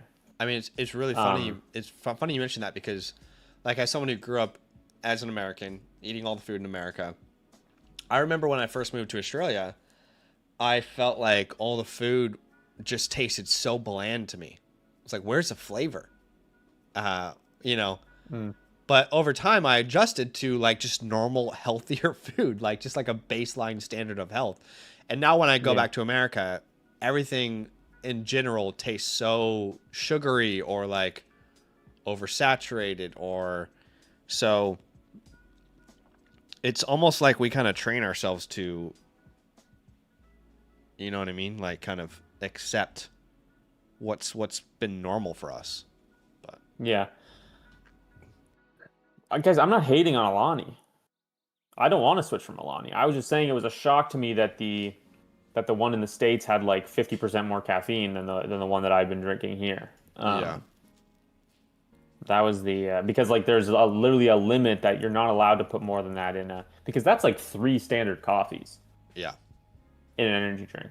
Honestly, I can't do energy drinks. I remember. Have you ever heard like the 5-hour energies? Like it's like the small little. Yeah. So the tiny little thing. Yeah. This was back when I was a kid. I might have been like 15, 16, and I was playing drums at my church that weekend, and I was so tired. Probably spent all night with my friends playing like college football or something, right? And I was so tired, and I took one before service, and like I almost passed out. Like, I'm not even kidding you. Like, I almost passed out. I had to sit down in like the green room or whatever it was. Trade windows up, so I got to put you back on the clock. My body can't handle it, man. My body can't handle the energy drinks. I also don't like nothing about an energy drink. If I'm gonna be honest with you guys, is natural. Like, Again, not trying to be that guy or like Mr. Health or whatever, because I'm certainly not Mr. Health, but it's not exactly a natural idea. Just the concept of it. But how is 200 milligrams not 3 coffees? A standard coffee is like 60 to 80 milligrams of caffeine. There goes Dazon Stribling off the board. Am I tripping? I think I'd like to have a conversation around Dazon Stribling because transparently, I haven't really watched anyone else's content on this cycle. I haven't really had the time to sit down and like, what do these guys think about this? But the one player that I have noticed people actively, openly hate is Dazon Stribling. And I really struggle to understand it. I brought a take in my most recent video about how I just believe people are working overtime to hate this player. I'm not even making claims that he's going to be good. I'm not even making claims that, you have to draft him or you're an idiot if you don't like him. But I just think people are so actively anti-Dazon Stribling. I find it really confusing in this class. Like, yeah, if you throw Dazon Stribling in the 2025 class, like, let's have a different conversation. But to be so actively anti a guy who is barely a second-round pick in most drafts, I can't understand it. And especially in a class like this where, like, who are you going to tell people to draft instead? You know what? I'm so anti-Dazon Stribling. I want you to draft a 5th-round running back instead, or a 4th-round wide receiver instead. It's like, I understand not liking the profile, but I just think it's a little bit silly, the amount of hate he's gotten recently. Yeah, I think it's sort of, I don't want to say take luck. I think some people are leaning too far into the fact that, like, people are calling him a reach. Like, I know for a fact there are several draft analysts that in the, and it was like the last month, but leading up to the draft were saying, Stribling could go in the 2nd round. It's just about how high. I think that's something that Daniel Jeremiah said towards the end. So he was a late riser for sure. Yeah. But this isn't Kalen Black. Like, I don't think it's the equivalent of Kalen Black whatsoever. I just think if you think about the context of the situation as well, like, there are a lot of opportunities available in San Francisco. I don't know if I necessarily agree with that. You don't agree with that? Well, why don't I convince you then? Mike Evans. Let me pull up a tool. Ricky Pearsall. Two guys who have not been able to stay healthy. Go ahead. Christian McCaffrey. Okay, but if I'm not going to take Dazon Stribling, because I think that other people ahead of him are going to get injured. As of today, this is a vacated targets tool. It's not currently available yet on the Flock site, guys. This will be available in my draft guide for the redraft season. It's not available just yet. But at the moment, you can see wide receivers. San Francisco has the 2nd most vacated targets at the receiver position. Obviously, yes, you're adding Mike Evans, who, can you think of any other really good receivers in their entire career who later on struggle with hamstring injuries? I can't.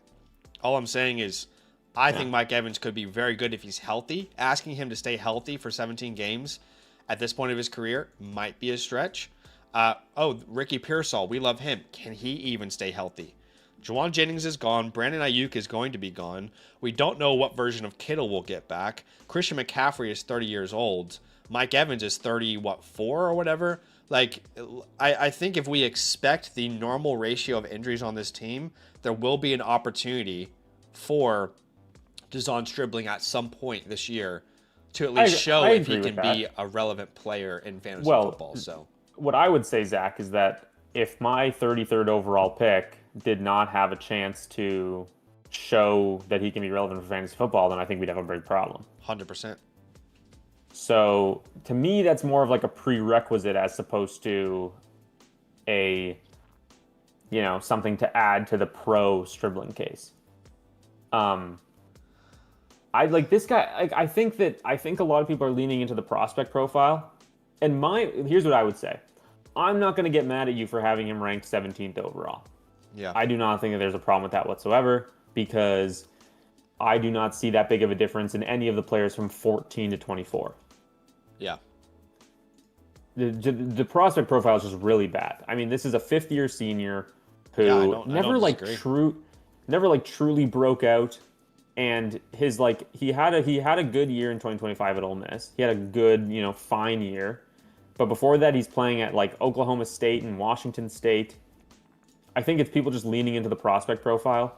Yeah. Combined with the fact that this is really like a Shanahan, saying I like the film and taking him at 33rd overall. That interests me in this class, though. You know what I mean? Yeah, 100%. And I think that the people who are saying I'm not going to touch him, I think that's silly. I agree. Because I'd rather have, 3rd round Zachariah Branch. I'm not going to touch him because I'd rather take the other guy who was drafted at a 0% hit rate historically. It's like, in a lot of our exactly 100%. like taking, I need to have Zachariah Branch instead, or I need to have Jacoby Lane instead because they were, better prospects, but they are probably in worse situations and, didn't get drafted as high and this kind of stuff. So I think what we're missing here is that Stribling fits a bill that the Niners don't have. And I really think they're looking for their next Debo, and he's not the same player as Debo, but he is very good after the catch. He's also a very good blocker. So I could see him getting on the field pretty quickly. Shanahan loves to scheme up weapons. And all I'm saying is, like, I could see a scenario here. Trade windows called by my ball, Zach Ertz here. How many do we have left?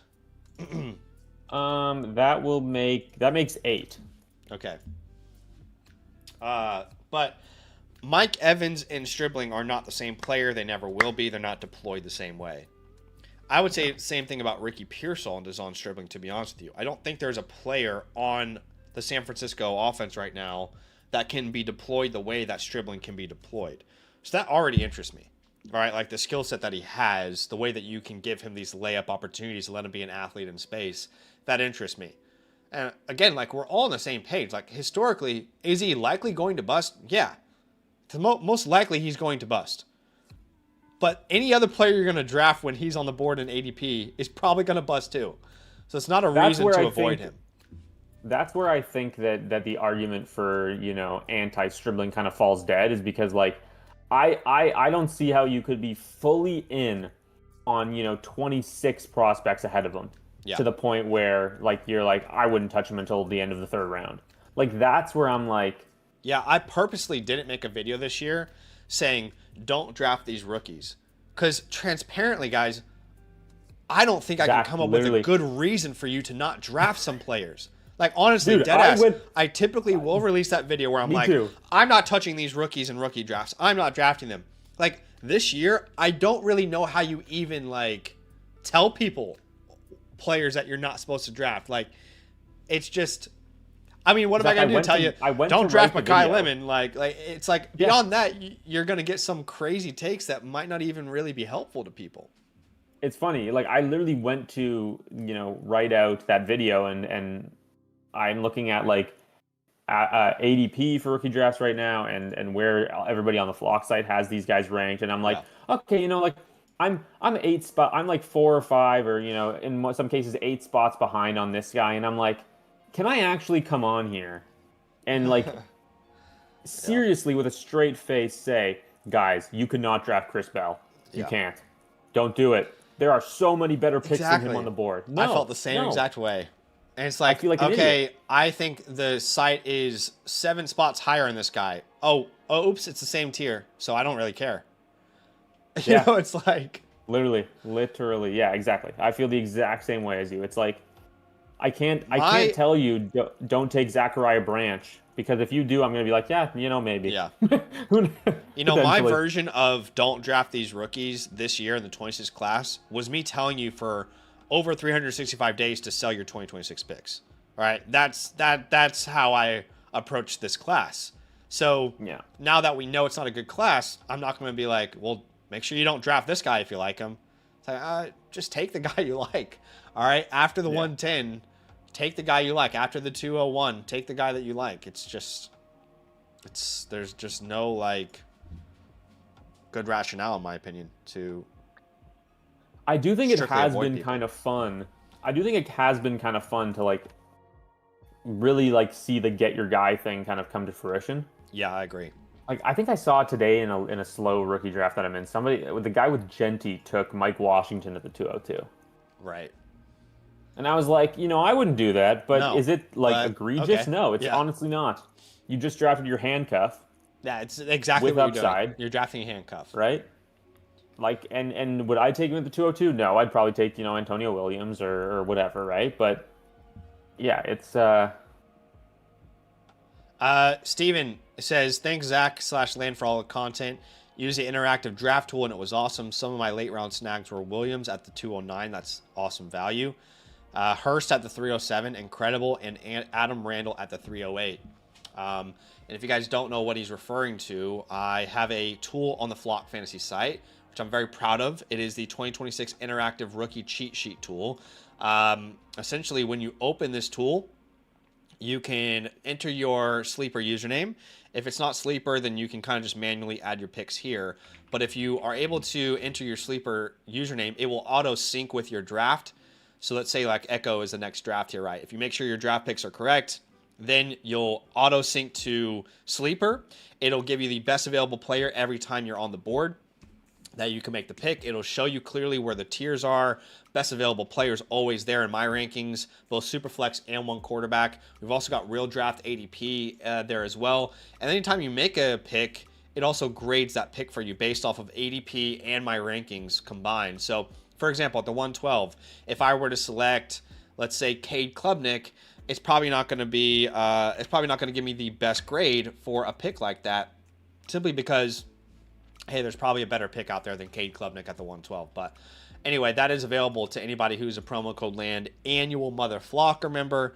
Of course, if you're already a member on the Flock site, you will have access to it. But if you want to support the show and gain access to it, you can check out the link in the pinned comment. It's the same link where you can become a member and get some of those awesome tools in return. I am going to go ahead and put my Balzac Ertz back on the clock there. As the trade window has concluded. We've got Branch and we've got Fields, then Brazel. I need to pause the clock here. First off, I'm going to change it to 1.5 minutes for the third and fourth round. Secondly, we need to hear from J.K. Blaine. J.K. has won the comp pick. If you can let people know what that means here in land leagues. Yeah, so in all of the land leagues, instead of just having all of the teams that don't make the playoffs sit out weeks 15, 16 and 17, not pay attention, all this kind of stuff. There is a consolation bracket. So it's not a toilet bowl like a lot of leagues do. It's a consolation bracket for the teams that don't make the playoffs. Whoever wins the bracket gets the comp pick, which is a pick in between rounds 2 and 3 of the rookie draft. Just a little incentive to, not just hang it up and not stop paying attention after week 14. And yeah, so you said it was J.K. Blaine who has the comp pick. He'll let Zach know who he wants to take. Yep, that player will be Max Clare, by the way. Clare will come off the board here. He'll be added to J.K. Blaine's team. Zach will put a little graphic on the screen of Max Clare so that everybody in the chat knows who it is. Yep, I'm just gonna make a pick here. We'll keep it rolling first. Max Clare is a great pick. I'm now in a range of quote unquote my guys here, and real my guy, you guys know, Skylar Bell. I'll take him off the board here at the 301. A couple players I really liked there. Mr. Bell. Just wanted to get some stock on my guy. Sometimes every once in a while you just got to get your guy. Get your guy. Get your guy. Why does the Dawn only have 7 seconds? Sleeper is hella bugging right now. Is it just me? Okay. Something weird is going on with Sleeper. Seems like it's just the visuals at least, and it's not actually. Emmett Johnson coming off the board.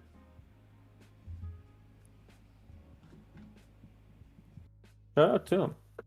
Oh, God, sorry. I'm going to go ahead and make this graphic, though, for Max Clare. I don't think anybody's going to know who he is, but... Get his pretty face on there. We'll get his pretty face up for everybody to see. Zach, how do they package their milk in Australia? It doesn't. I don't think it's any different to. I haven't noticed anything like unique, I guess is what I should say. Yeah. So it's just like cartons.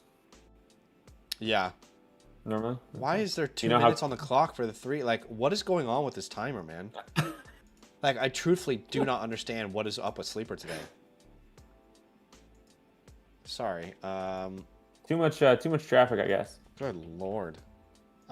So do they package it some weird way? Like, I guess like You're plastic. Not aware of this. Oh, this they is also amazing. have they've got plastic. They've got carts, like cartons. They've got. Are you talking in Australia or are you? I'm talking about in Australia. Yeah, they've got a bunch of different ways that they package it. So they do it in plastic? Yes, sometimes. Like bag, do you mean? No, like a plastic bottle. Oh, like a 2-liter Pepsi, but like milk? Kinda. I mean, like, not, like, I mean, you guys have seen milk in plastic before, right? Like, I'm not. Plastic bottle of milk. I can't say I know exactly. Okay. Come on. I mean. Yeah, it's a jug. It's a jug. Jug is the word we were looking for. Sure. Call it jug. It's a jug. Yeah, so Zach, you don't, so how, I want the best way to show this to you without, like, I want the biggest culture shock possible. Okay. You know what I might do? I want to hear.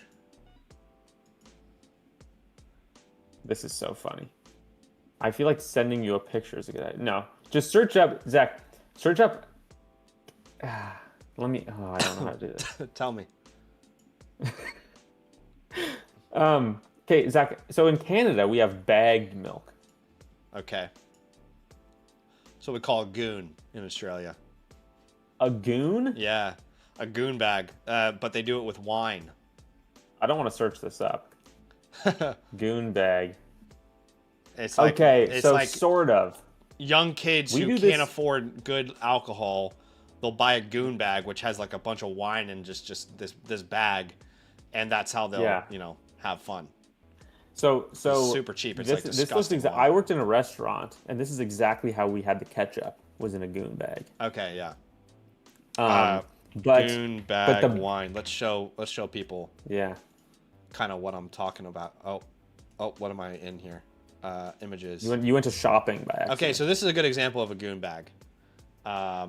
And I guess our faces are in the way, but so like imagine they can see it on the left. But Zach, this is not how this is not how the bags of milk look. So imagine like this is the box that it comes in, and this is just all full of like really shitty wine, right? Yeah. And it's just very cheap. But what should I look up for your Australian? Search up Canadian bagged milk. Okay. Canadian bagged milk. Wow. Okay. Yeah, we do not do this. So it's, if you look at like the blue thing, so there's 3 of them in there. And then the one with so basically you put it in this, and every family has one of these little, holders. You put it in the holder.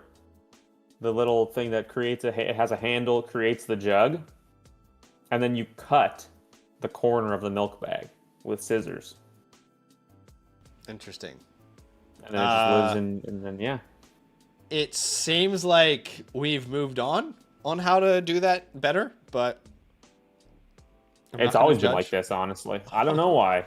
So you guys don't have plastic containers or anything? We have cartons. Oh, okay. We will. There are cartons. You can buy it cartoned instead. Okay. But this is how it's like if you want to buy more at once.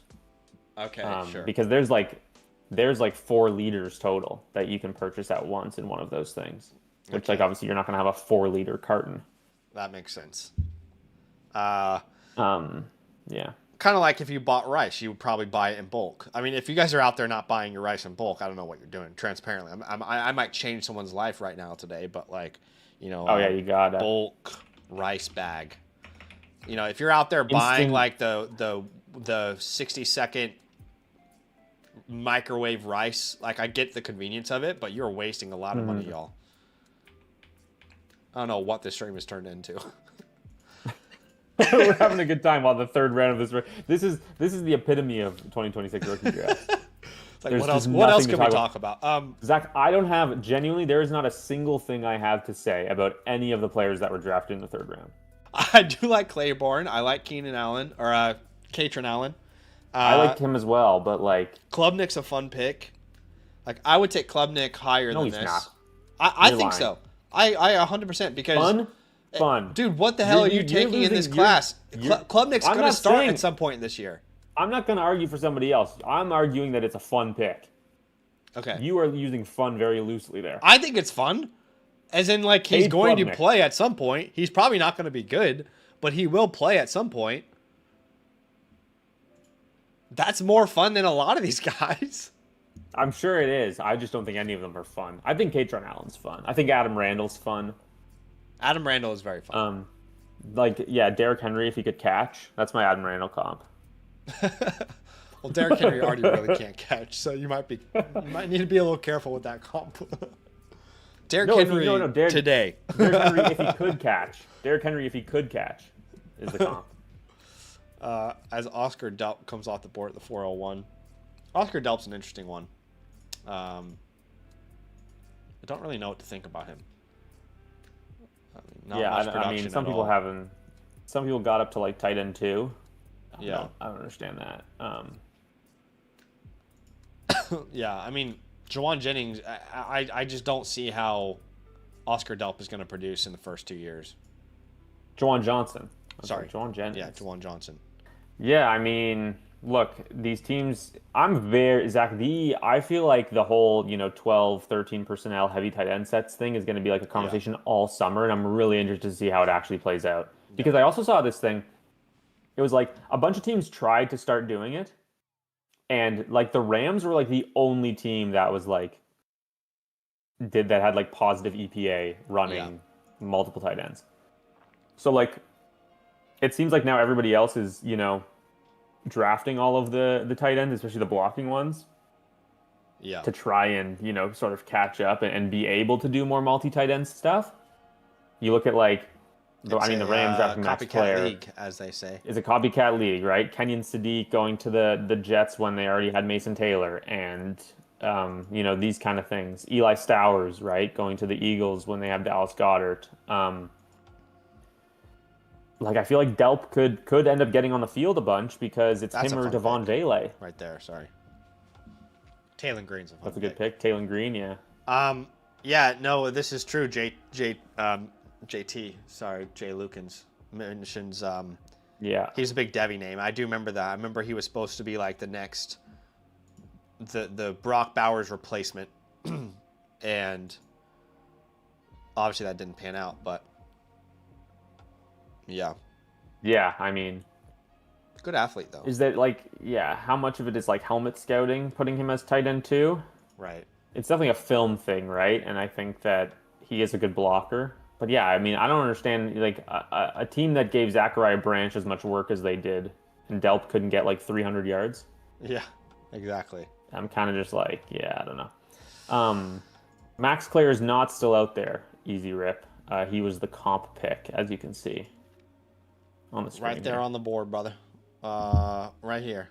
You see him down here? He gone. Down there. Oh, I did it the wrong way. Down there. And I'm just pointing at you. Trying to direct it the right way. Anyway. Vice has a great question. He says, in rookie drafts, would you take Stowers, Boston, or Coleman? It's funny. That's literally that is my tier from the 111 to the 201. Yeah, they are all in the same tier, but I go Stowers. I go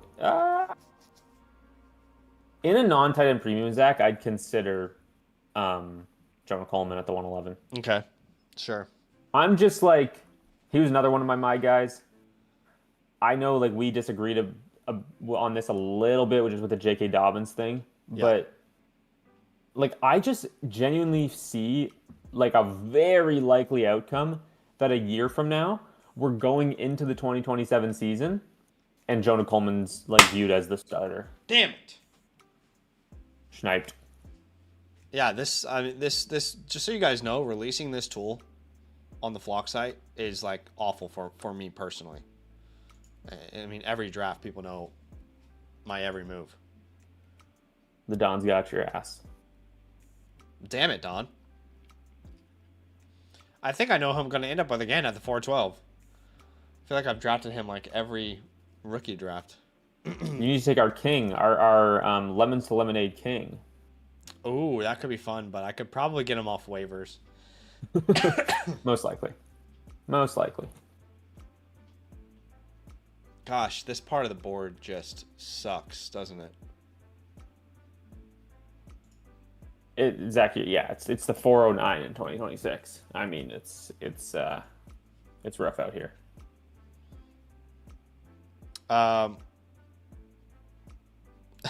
Johnny says Stowers sounds close enough to Bowers for me.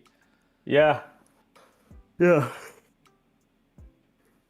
I just think there's potential that like you're like both these guys, you're waiting a year on them, right? Like, I don't think we should expect a ton from Stowers in 2026. Yeah, I really don't. Like, it's just tough. I think he could. I think I projected him to get like 66 targets or something. That might be more than I did, honestly. Jamari Taylor off the board.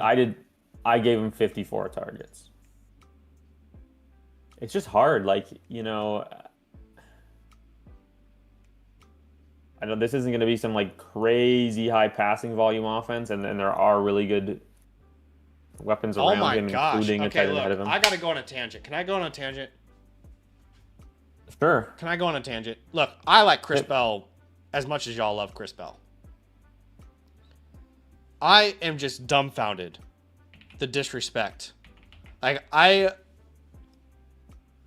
wow, yeah. I am very much pro Chris Bell. But I see this in like every single draft. Every single rookie draft, Chris Bell is going super high, sometimes in the first round. And then people are throwing Caleb Douglas out like he doesn't even exist. And I get it. Like, Luke Musgrave was drafted before Tucker Kraft. Like, I get it. I get the idea is that Chris Bell's a better prospect. But the Miami Dolphins made 2 third-round wide receiver picks. Okay? And one of them, and this is the beauty of the interactive rookie cheat sheet tool, guys. You see, it shows you all the players who are no longer available. Okay? And a glaring highlighting for me, Zach, Caleb Douglas is there. Zach, Caleb Douglas is there.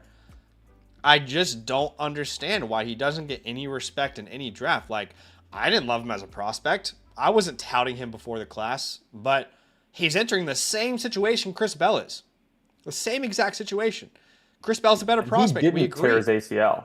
Exactly. Like, he could actually be in camp right now. So I don't get it, man. I do not get why he's just left for dead. Like, in a lot of leagues, he's actually just a undrafted free agent. Yeah. And, E-Rock says he isn't as good of a receiver. I don't care. I'm drafting him at the 412. I'm telling you guys, we can all agree that Bell's a better prospect, but we can also not completely disrespect Caleb Douglas to the point where he's not even being drafted in some leagues. Like, at worst, he needs to be a third-round pick, in my opinion. See, I have him at 40 overall. Okay. So I guess I'm closer to what the community has been doing with him. 40 overall would mean he'd be drafted every single time. Exactly. He would be drafted every single time. I think a third round wide receiver going undrafted is a little nuts. There's no way he should go undrafted at all. But like, I just look at that wide receiver room. Like, Zach, I mentioned I finished my first set of projections. The Miami Dolphins wide receiver room is the most disgusting thing I had to look at. Totally. Which is why the hell would you not take a bet on Douglas? Exactly. But I also look at it and I say, like, I do not have any faith whatsoever that he's better than any of Malik Washington, Tutu Atwell, or Jalen Tolbert. Or, like, he was a worse prospect than Kevin Coleman Jr., who went in the 5th round. So it's like, it's crowded. It's like the Stribling conversation, but way later for me. It's the exact same thing, I think. Yeah. I don't get it. And I think on both of those, I'm like, you got to take them at some point. You can like Chris Bell and also make this almost the same bet historically on Caleb Douglas. That's all I'm saying. It's like, obviously, I like Chris Bell better as a prospect, but purely on draft capital, it's the same. It's the same. Obviously, I understand they're different prospects, but anyway, you guys can see the interactive cheat sheet tool. I had more picks coming in, but I had to say that I traded some of them, and then so overall, my own tool gave me an 8.9 out of 10 draft today. I think the only thing I could have done better is I did have Skylar Bell in the right tier, but there were other players that I had ranked ahead of Skylar Bell that were available. For example, Ted Hurst was available, but I went out and just got my guy there. So that is a really helpful tool if you've got any upcoming drafts that you've got here in these rookie draft. In this rookie draft world, if you will. Okay, we are going to do a giveaway for today's trade question vouchers. Today's giveaway, if you want to win some trade question vouchers, all you have to do to enter is simply like the stream and then type Hermes into the chat. And speaking of Hermes, we have 2 spots remaining, and I am going to go ahead and raffle off those final 2 spots, okay? 10 of the spots were taken by brand new members, and now we have 2 spots that are going to be raffled off to other winners. So I'm going to go ahead and start this raffle for the Hermes League. Those final 2 spots are being raffled off. Dojo Mojo gets one of them, and the last spot goes to Tyler B126. So you guys are our winners today to be the last entries into the Hermes League. You will get fire. I hadn't seen this. Oh, you haven't seen that yet? Yeah. I hadn't seen this. For the way it's supposed to work is that like all the spots fill or all the spots spin, but because we keep getting new people joining the community, which is awesome, I prefer that, by the way. There's not as many, roulettes going on, if you will. So shout out to Dojo Mojo and Tyler B. Our commissioner here, Commissioner Joel, will reach out to you on Discord. Make sure you check your DMs. That league will be drafting tomorrow night, and if you didn't get in, don't worry, you will still have a chance to get in as a alternate, because if people aren't able to make it, then we've got alternates on the site as well. And I'll just tell Joel I just spun for the final 2 spots in Hermes, so we can now send out all invites. Okay. One more day, Zach. One more day until we no longer have to talk about the Hermes. I know. However you want to say it. Jeez. The next league is going to be easier to say. I see them talking in the back end, and there will be no mistakes on the next one. Okay, 47 entries today.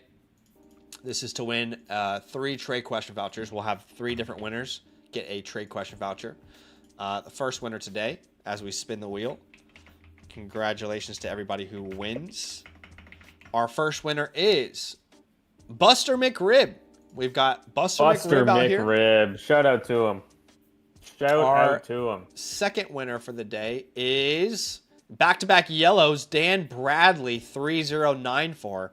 And our last winner for the day is going to be David Thompson. So if you were one of our 3 winners today, do me a favor. There's my Discord username. Send me a screenshot of your YouTube account so I can verify you, and then tell me your Flock Fantasy username. And if you don't have one yet, make sure you use the promo code LAND to create a Flock Fantasy account. You can create one for free, but that just lets me find you on the back end. That's what she said, but it's true. I'll find you on the back end. That's what she said, but that's the way I can find you. Okay. We are going to do some team reviews and some trade questions. A lot of trade questions still to get through, so let's start there. Of course, if you want to get your team reviewed, best way to do so is by becoming a promo code LAND annual Mother Flocker member. That will give you a voucher.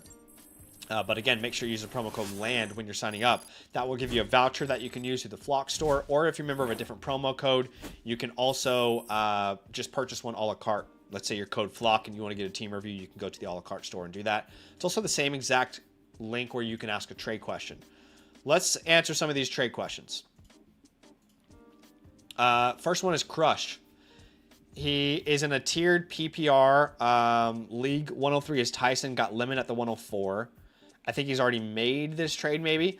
Superflex start 10. He sent away Pollard, the 103, and the 312 for Henderson in the first. Easy dub. And the site says you're robbing them. I very rarely agree with that terminology, but I would agree with that terminology here. This is robbing the person.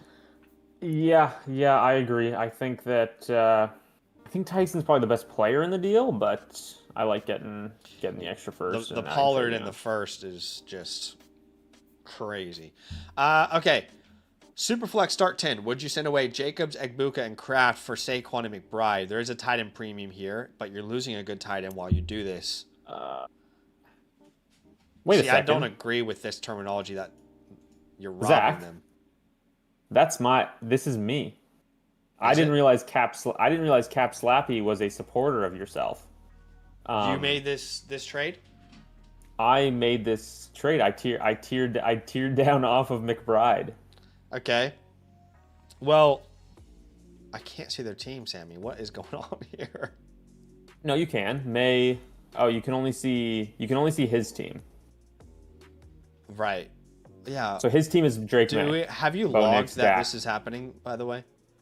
Yes, I have. Okay, with the notes, thank you.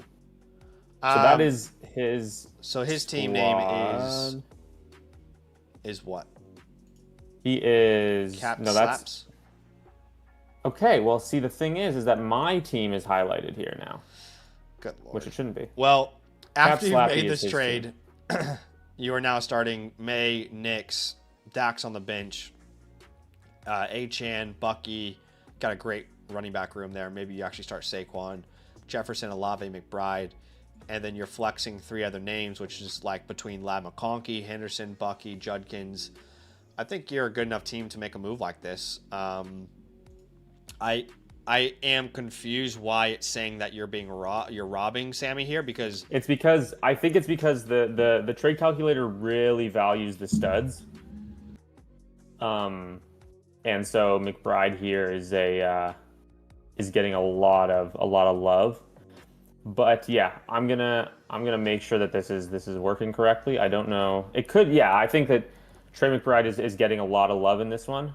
Okay. And you have Igbuka. I mean, I don't know if I'm that much higher, but yeah, on my side, I just needed to add some. I wanted to add a starter, basically. Yeah, I think and McBride this makes sense for both sides. Honestly, that. Igbuka is a really fun add there. This is funny. Jacobs and Saquon are pretty close. Igbuka, Kraft versus McBride. It depends on what the premium is, but I'd say that's pretty close value. Shout out Cap Slappy. This was a fun negotiation. That's funny that this ended up in your inbox here. My favorite username probably on the Flock site, Shrek2 on DVD here with a Superflex Start 10 10-team league. He says, just traded out of Derrick Henry Stafford for Scat. Is this a bad trade for me? Do I need another tight end? He would send away Bucky in a third. He would get back Jacobs, Auten in a first. Transparently, my dude, I don't really know why they would accept this deal. I love Bucky Irving, but you're going to get Jacobs. If we're playing in a 2 to 3 year window, you're getting a first as well. I just don't understand why. Like, I'm willing to tear up from Jacobs, but I'm not doing it for Bucky, and I love Bucky. So I'd very easily take your side of this deal. Yeah, me too.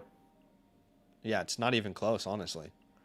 See, that should say you're robbing them, in my opinion. But Andy is sending away Javonte, Harvey, and Michael Wilson for Hampton. And yeah, I would as much as I love Javonte Williams, I would pretty easily make that move, especially in a 10-team Superflex. 10-team league. I'm assuming you agree because you're a Hampton guy. Yeah, give me Hampton here. Famsler 2715 is sending away Purdy, Henderson, and Judkins. He's getting back Daniel, Scattaboo in the 109. So Daniel's clearly the most valuable player here. And that kind of does it for me, because like I'd rather have like Travion Scat is pretty much a wash for me. Yeah. Purdy, and I think the difference between Jaden and Purdy is bigger than the difference between Quinchon and the 109. I agree. Like, you're asking, let's call those running backs a wash, Henderson and Scattaboo. Would you trade Purdy and Judkins for Jaden Daniels in the 109? I would. So yeah, like whether that's Casey, Omar Cooper, like they wouldn't move the needle enough. Judkins and Purdy wouldn't move the needle enough there. Porp here with the trade question. He would send away a 27 first and the 106 to get Carnell Tate. I love Carnell Tate, but I would not do this simply because I have the 102 and the 106 in the same tier. So you're either going to get Lemon there or Tyson or Mendoza or Price, and a 27 first. Maybe I would spend a second, if I had a preference, but this is too much. This is too much to send away. Yeah, I'm with you there. I see it as a tier as well. If I can get a first from going from the 102 to the 106, I'm doing that every day of the week for sure. Okay. Glock Bowers here. Sending away Saquon, Brian Robinson, and Pickens. Getting back Achan and Rico Dowdle. I want the Pickens Saquon side. It's when I look at this trade, Robinson and Rico don't make a difference. So Would I pay Pickens and Saquon for Achane? No. In a lot of leagues, startups right now, Achane and Pickens are like a couple picks apart.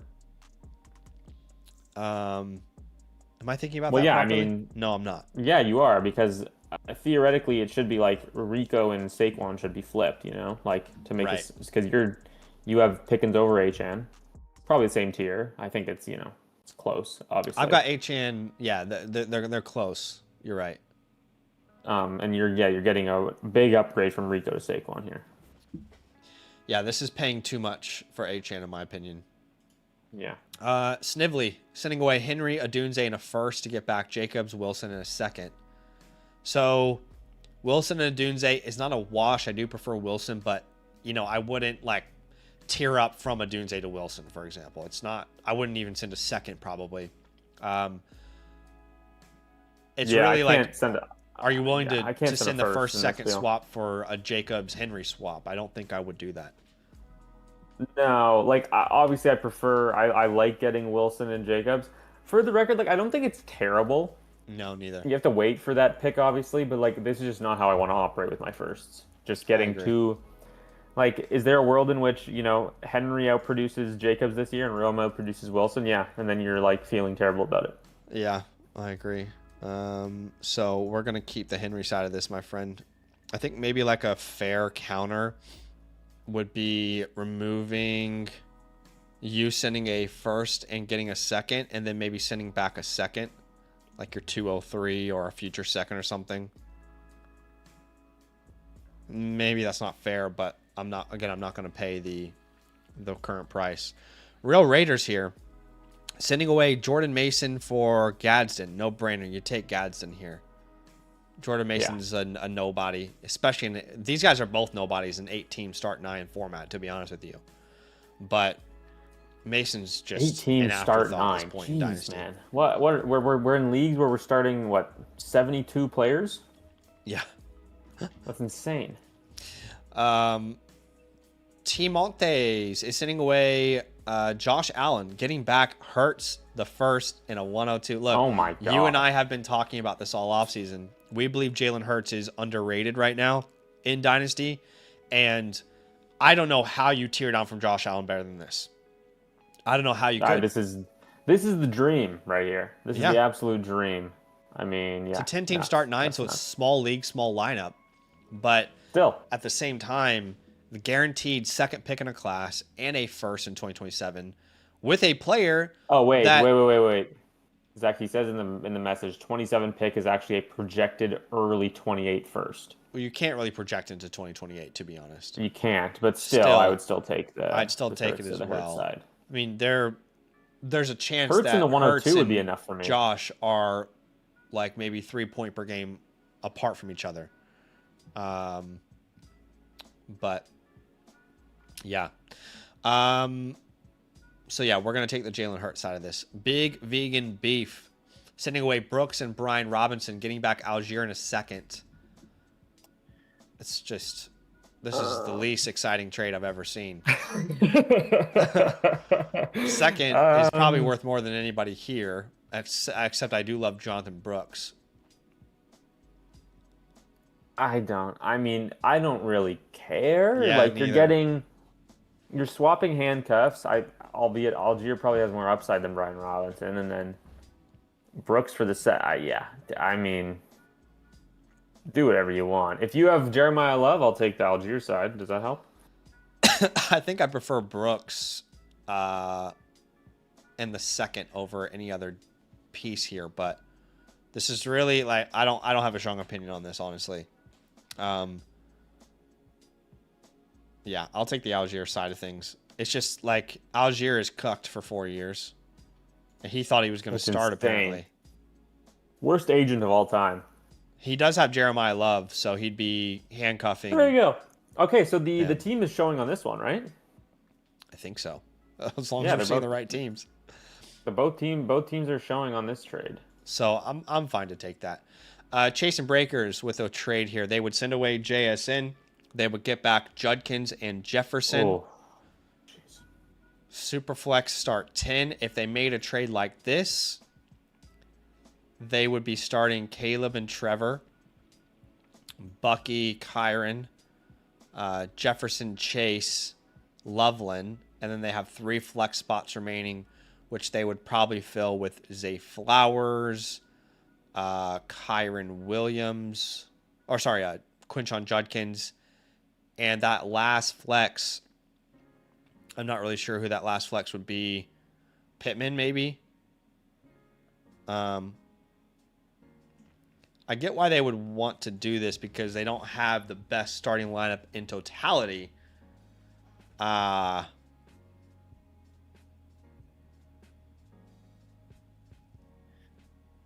do you think? It's tough. I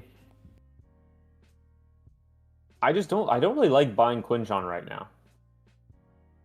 I would rather get a different asset, I think. Just because, we're going into a year where the Browns are going to suck. We're talking about Deshaun Watson versus Shedeur Sanders, and he's coming off of a gruesome leg injury. Right. Like, can I get...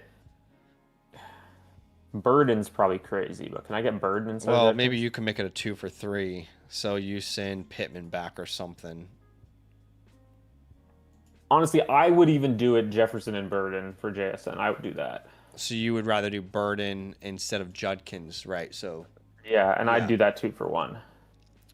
It's probably easier to manage. Just gonna make sure I'm not missing anything. Yeah. What if you did something where... No, never mind. Those are some counters that you could consider. But it's close. It's close. We've got one more trade question, and I see Mason here in the chat. Sparrow here is sending away a 27 first and a lot of seconds this year for the 104. Personally, I would take the 104 here. I don't know. It's a start 11.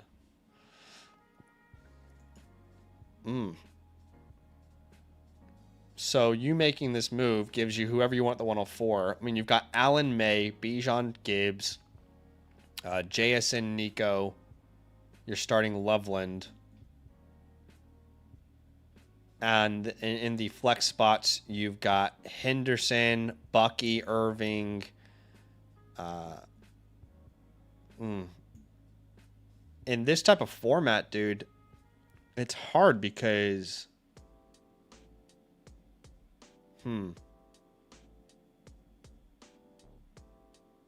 It's tough. What do you think? Start 11, start 9. I do this in a heartbeat. Like, this is the thing. Like, I don't like unless one of my top like I have that tier that ends at the 201. If one of them falls to the 203, I'm really happy with that in the 27 first. But you're kind of you're risking that. I think that it's tough. We have no information on where that first is projected, right? No, I don't think so. I mean, we can guess based off this team. But we don't even know if it's their pick specifically. Yeah. I think that... But this team is very bad, so if it is their pick, I would not send that 27 first away. Yeah, like if this is projected to be at all early, then I'm probably taking the 27 first. And the other picks, even though I don't. Really is this your... It's his first, and this is your team, then there's no way you can give away your first. Look at this team, bro. Brock Purdy, Jordan Love, Woody Marks, Ray Davis, Jaden Reed, Kyle Williams. You're basically giving up Jeremiah Smith there. I know you're adding Jeremiah Love, but... Oh, the Allen team is yours. Right, the Allen team is yours. Okay. So he's sending his 27 first on a loaded roster here. Loaded, but the flexes are terrible. Again, think about it. Like, you've got Alan May, then Bijan Gibbs, then JSN Nico, Loveland. Okay, so that is your 7. I shouldn't say terrible, but the 8-9 is Henderson Bucky. But then who are you flexing at 9 and 11? 10 and 11. You need 2 more flexes. Oh, and you have to start 3 receivers. Start 3 wide receivers. So it'd be whoever you take at the 104 is one of them, right? But Yeah. Like, here's my thing, Sparrow. This is just not the type of move that I want to make. I don't want to. I'd rather send my 27 first during the season to pick up somebody, as opposed to doing it right now for a rookie who, like, we like these guys. We like Tate, Tyson, and Lemon and whatever, but there's no guarantee that they have good rookie years. Yeah. Right? There's no I'd guarantee rather that have they're going to help you the win a luxury championship. of controlling my future. Yeah, and if you want to send this pick mid-season because you're obviously a contender, you have the top 2 quarterbacks and top 2 running backs in Dynasty and JSN. Yeah. So obviously you're a contender. But I'd rather move this pick mid-season once I've seen how things shake out. I agree. We're on the same page there. It is a close one. Mason said, have you noticed new people signing up to getting the best ball tools? I've had a couple people, but nothing drastic. Nothing drastic so far, Mason. I don't know if we officially like announced it or anything yet on the Discord. I think it's mainly been in the different streams. So maybe when we officially announce it, we'll see some people. I know a lot of our people play best ball. Okay. A lot of team reviews today. In fact, I feel like I'm going to have to stream an extra day this week to get through all of these. I can't get all these done today, but definitely going to get some of them done. I'm gonna call it here today. I'm gonna let you run through these. Yeah.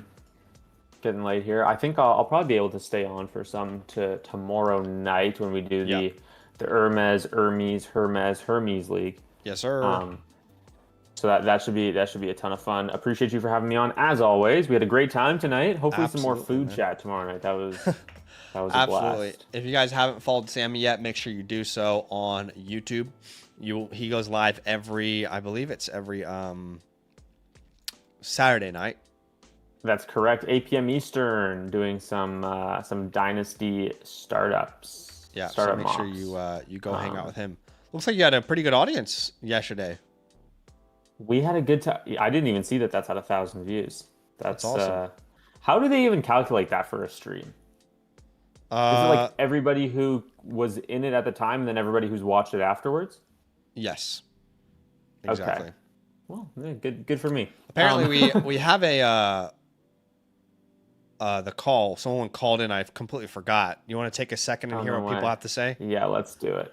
So this is one of those features that I've got over when you become a member is that you can call into the show. So let's hear from them and hear what they have to say. This is from Chasing Breakers. What up, Zach? Chasing Breakers here. I just wanted to take a moment to give you a shout out for the rookie draft cheat sheet tool.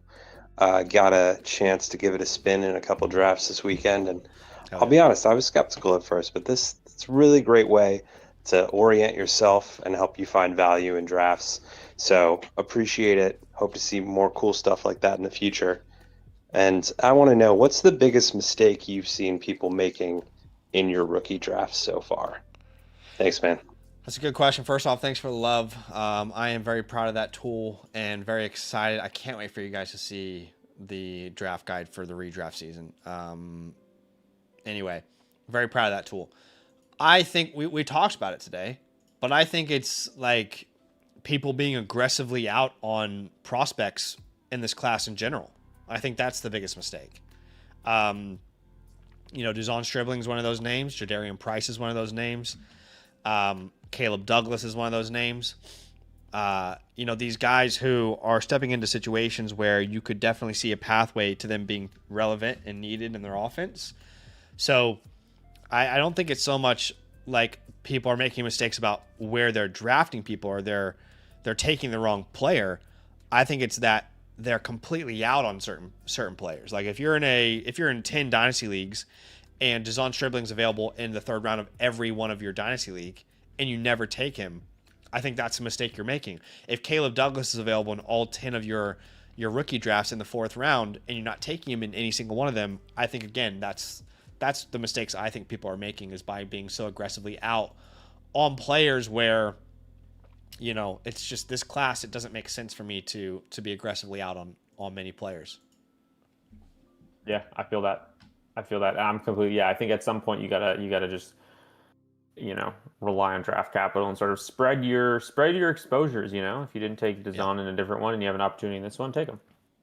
100%. Darth here. Hey, Zach, Darth here from the Bravo League.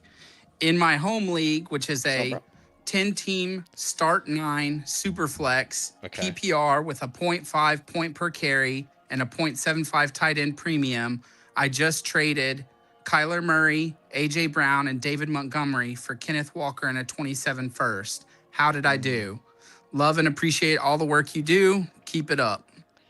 Yeah, I like that trade, especially because it's a small league. I think you could justify the side that he sent away if it was, let's say, a 12-team start 11, which we just saw.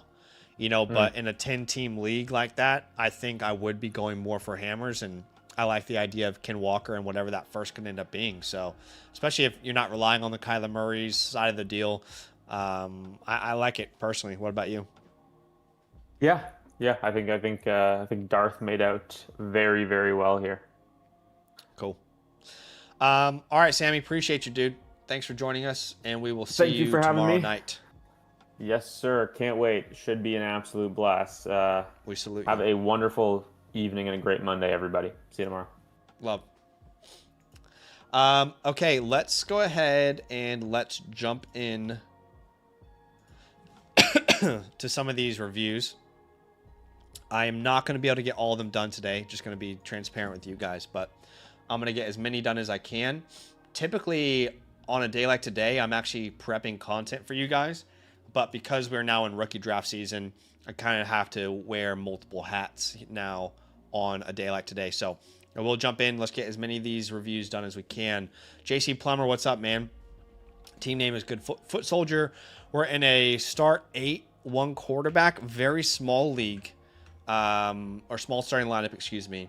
He says, in the middle of a rebuild, just had 26 rookie drafts, stocked up on 27 picks, want to make more moves to shave points and accumulate more assets.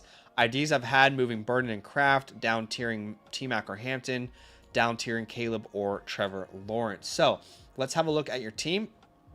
You are currently ranked first on the site. A lot of that looks like it's draft capital based, as you've got so many first round picks in the future. You've got 1, 2, 3, 4 first in 2027. Love to see that as a rebuilding team. I think that's going to make your life a lot easier, my friend. I don't think you're a serious contender right now with the current roster that you've got. Receivers aren't strong enough. Running backs aren't strong enough outside of Hampton. So I definitely think we're going to 1-year punt this one. And let's look at the team grade. You've got Caleb starting or Trevor, Hampton and Coleman for now, Tet, Burden, Loveland, and then you would be flexing Hunter, Cooper, Kraft, Chig, maybe Boston, maybe Downs, maybe. So it's not the best starting lineup as it's currently constructed, but obviously a lot of draft capital next year to put us in a much better spot. I would say right now I probably would put you at like a B- or so is the grade I would give you. Just simply because we've got a lot of assets, but it needs to come together. Honestly, B- is too harsh. This is a good team. There's already a lot of good foundation. I'm going to say B. I'm going to say a B.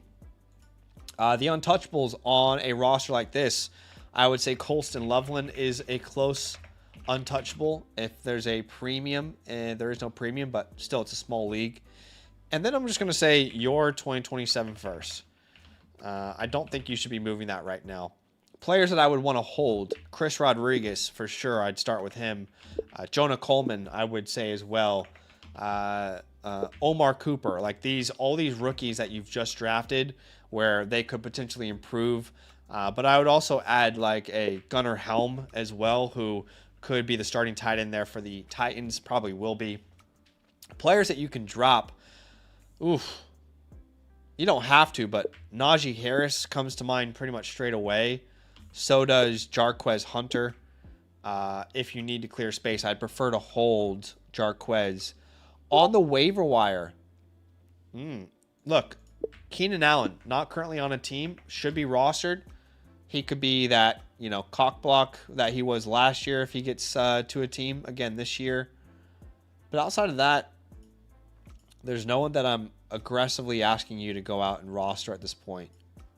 Unfortunately, Adonai Mitchell really got hurt by the NFL draft. It was not a good draft for Adonai Mitchell. Probably worst case scenario, to be honest. But let's jump into the chalkboard. You had some questions. You asked, should I move Burden? Should I move Kraft?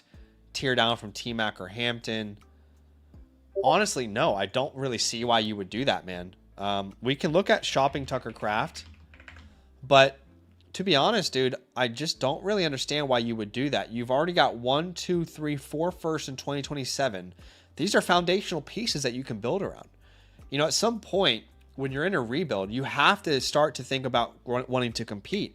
And like the Hamptons, the T-Macs, the Burdens, the Lovelands, these are guys that you want to be foundations. It's not like it's a super flex start 13. It's a one quarterback start 8. There's not a lot of lineup to account for.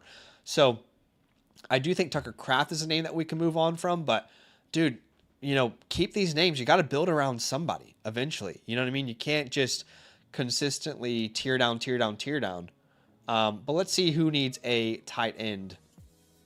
The Jake Ferguson team, for example, their 27 first is not likely going to be very valuable, but you know, I would still say any 27 first I would trade Tucker Kraft for.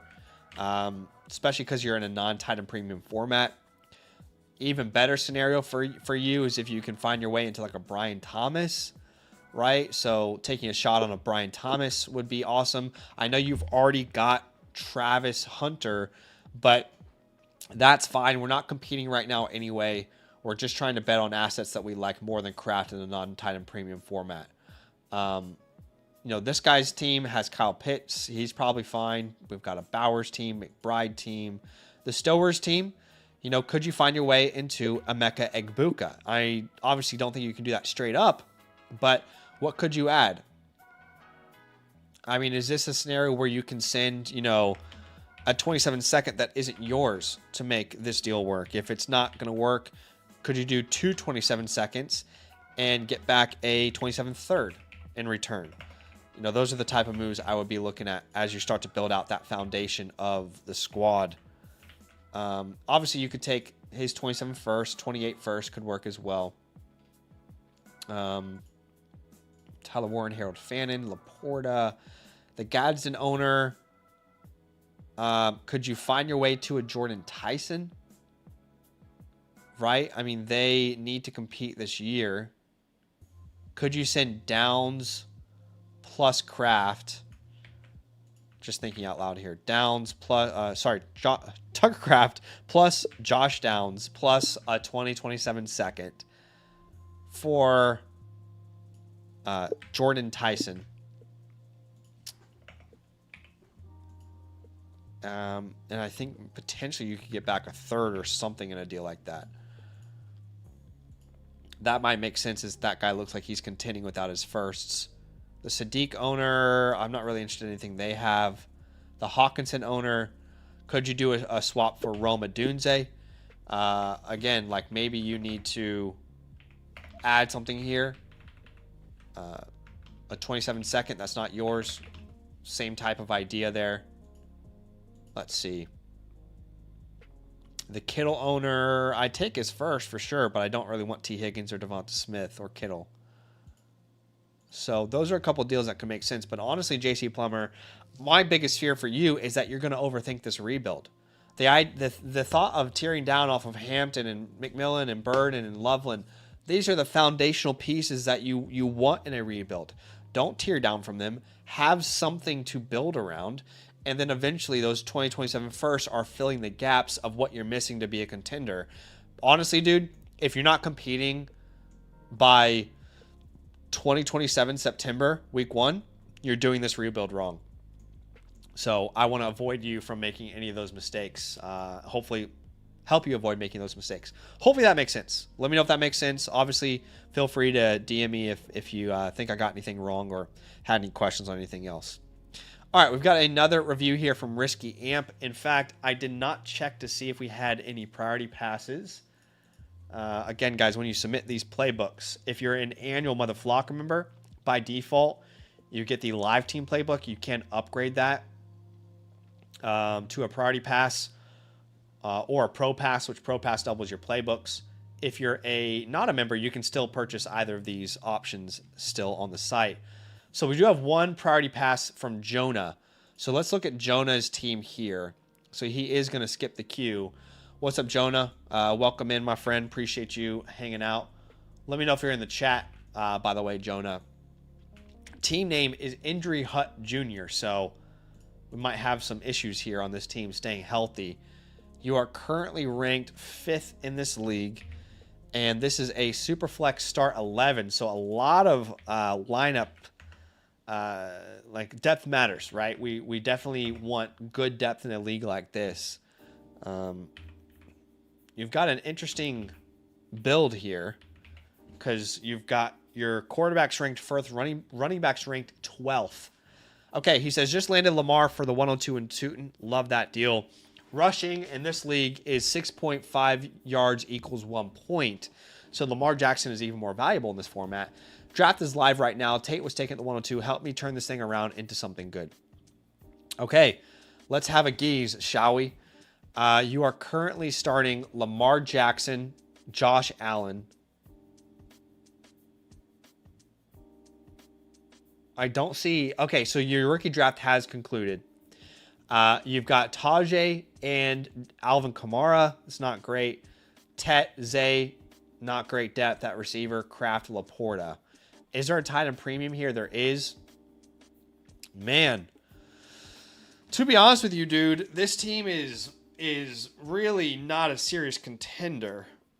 Thank God you have your first in 27 and 28. I like the trade for Lamar Jackson. That's a very cheap Lamar. But when you think about it, you've got Allen, Lamar, Tet, Zay, Kraft, Laporta. You've really only got 6 players you're confident to start in a start 11 lineup. So we are definitely not in the best spot there. I would probably put you at like a C+ overall team grade. It's weird because I do love the value you got for Lamar. At the same time, I might ask you to go trade him.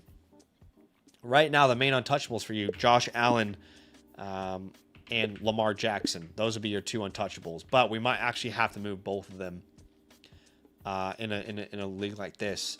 Players that I would hold, Ty Simpson. We're definitely going to go hold Ty Simpson. No reason to go move him after the draft. I'm going to add Parker Washington to that list. I'm going to add Chris Brazzell to that list.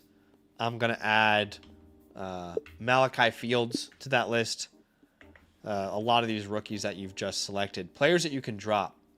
You can drop Devin Singletary in a heartbeat. Wouldn't even think twice about it. You could drop Olamide Zaccheaus. I wouldn't think twice about that one either. I know he's in Atlanta, but I just think at this point you could probably move on from him. Tommy Trimble, Darnell Washington. There's plenty of names that you could drop here. On the waiver wire, I'm imagining there's not really anything. I mean, look, I'd rather roster Marlon Klein than some of those, than Trimble and Washington. I'd rather roster Xavion Thomas or Seth McGowan than Zaccheaus and those guys. This is weird because if I had this team, I would be trying to 1-year punt. Just because, I don't know, man. I don't think you've got enough depth here to really go out there and contend. So let's think about that.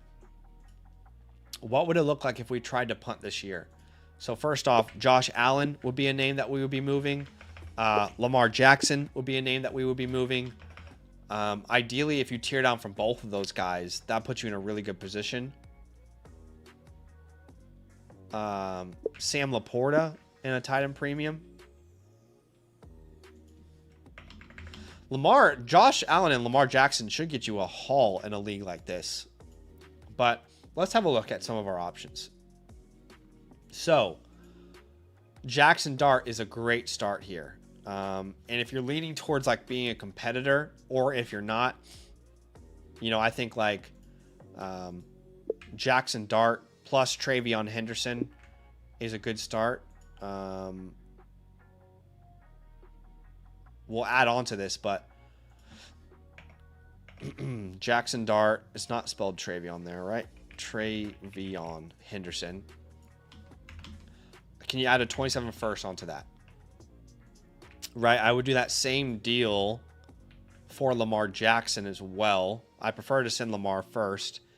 And if I had to send back like a Christian Watson to do this for Lamar, I would. Just in case you're curious. Like what I would be looking to send back if I'm not able to get that done straight up. But Jackson Dart would be a great option for you. We'd probably do those same deals with Justin Herbert as well. What a weird team this guy's got.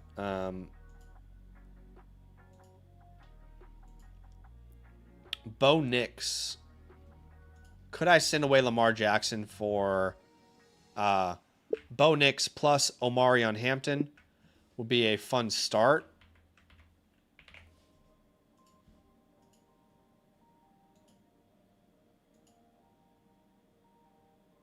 Honestly, it would be... I wouldn't be opposed to doing something like Bo Nix plus Jadarian Price. Plus, just making sure we're young at all these positions. They don't have their first in 2028, unfortunately. They should be interested in a move like this because they are clearly trying to go out there and contend. Yeah, because... and maybe we ask for their 28 first on top. Right? Something like that. That might be a little short. I'd rather do that for Lamar Jackson. But those are some moves that you could make there. Let's keep looking for tier down options. Brock Purdy. So like a Purdy, Tyson, and a first. Something like this. Brock Purdy plus Jordan Tyson plus a 27 first. Right? That would be great. If you can't do that, would I do that for Josh? I think I probably would be pretty close to doing that for Josh as well. Obviously, I prefer sitting Lamar, but maybe if you did a deal like that, you could add on... you can throw Watson into the deal. No. Watson wouldn't work.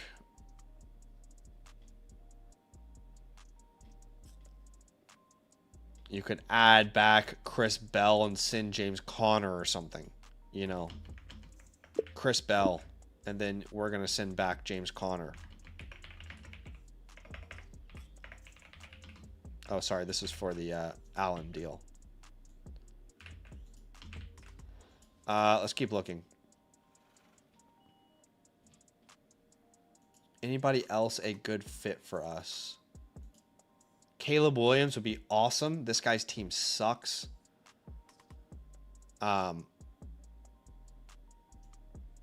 I think you'd have to do Josh Allen because some people have Caleb Williams over Josh Allen. So Caleb Williams plus, what's the plus? Brian Thomas and a first. Brian Thomas plus a 2027 first. Something like that. In this format where you get extra points for rushing, that would be awesome. Let's see. Jalen Hurts, would I tier down? I would if you could do like Hurts, Burden. We'll talk about like a deal like this. Jalen Hurts plus Luther Burden plus a 27 first, right? That's ideally what you'd be looking to get back. If not a Mecca Egbuka, there's many options there with that team. And then you can sell Jalen Hurts in the season if you'd like. But those would be the main ideas I have. I see you in the chat here, Jonah. Let me know if you have any questions. Yeah, it's interesting because I love the value you got. It's just you're nowhere near depth-wise being a contender here. You know, some of these deals could actually help you both stay young and be a more serious contender. But let me know if you got any questions, dude. If there's anything that I wasn't able to answer and that you have questions on, I'm here. I'm an open book. He says, I don't want to contend this year. Okay, so we're on the same page. So ideally, you get two of those deals done there. And then Laporta, you know, we want any first in any year, really, for Laporta. Some first-round value to a team that, you know, doesn't have a tight end. The Stowers team, can you get Travion Henderson? Stowers. I guess I have to start saying Stowers. The Hawkinson team, can you get Lab McConkey? Right, those are the type of deals you'd be looking at. Jonah says, I was happy to get Lamar at that price so I can flip him. I agree. He should be worth much more than that. What's up, Sean? Will we ever see a rookie draft that's Superflex IDP? Not on this channel, my friend. I don't play in any IDP leagues, but I'm sure they're out there. But yeah, I'll just keep it a buck with you. Probably not on this channel. Well, thanks for letting me look at the team, Jonah. You will get that team playbook here within the next 3 to 4 business days. Great job on that trade. Let's just focus on tearing down from those 2 superstar quarterbacks. But remember, you've really only got to get this figured out by September. You've got plenty of time. Like, you know, it's not like you're not going to be able to figure out how to move on from those players. Don't force it. If the deal isn't there, if it's not the value that you like, be patient. You can even go into the season, you know, and play it from there. Okay, we've got our next one here from Risky Amp, excuse me. And let's have a look at the team. It's a Superflex 12-team start 8. That's a very, very small starting lineup.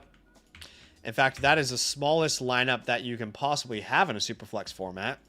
So the opposite of what we just saw from Jonah's league, depth does not matter in this format. You are currently ranked 10th. I'm a little concerned about that. You don't have your first in 2027. Oh, no, dude. What happened here? Oh, my guy.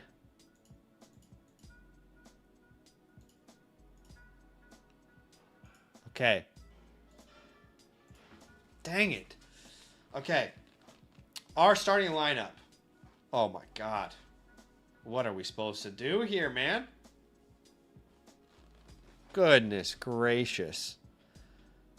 Superflex start 8. Is this really the format? Let me double check. Am I looking at this right? Superflex start 8. Yep, Superflex start 8. Eesh. Oh, man. We're not in a good spot with this one. We are not in a good spot.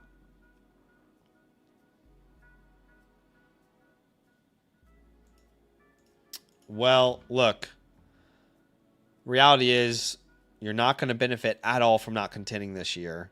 Windows open is a pathway I would give you. We got to try and contend. We don't benefit from being bad, but you have a really bad team. Our starting lineup, I guess, is Bryce Young, Sanders, Hampton, Tootin, Egbuka, Adunze, Fannin, and then I guess our last flex spot is Watson. We are going to maybe add Jeremiah Love. I would argue that, unfortunately, you may need to move off of the 101 here.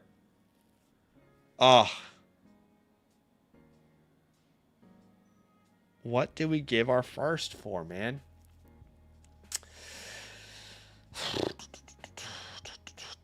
Overall team grade. I got to keep it a buck with you. Not having your first in the team looking like this, that's a massive, massive mistake. I'm going to say D+. At least you have the 101 because that is technically you're untouchable, but you have to move. You have to move it. because you can't be starting Bryce Young and Shedeur Sanders. Players that I would hold on this team. At this point, Bashul Tutin's upside is worth holding given how important he is to your roster. Keenan Allen, you got to hold Keenan Allen. You need to hope that Keenan Allen signs to a team and is relevant this year. Chika Okonkwo, I'd like to hold in this format. And Dylan Sampson is worth holding. Let's just see how Judkins comes back from that injury. Players that you can drop. Jimmy Horn Jr., you're gone. Thanks for your service. Hollywood Brown, you're gone. Thanks for your service. Adonai Mitchell, you're gone. Thanks for your service. Ben Sinnott, you're gone. Thanks for your service. On the waiver wire, no one that interesting. Like Mooney intrigues me, but no one that I'm desperate to go and grab.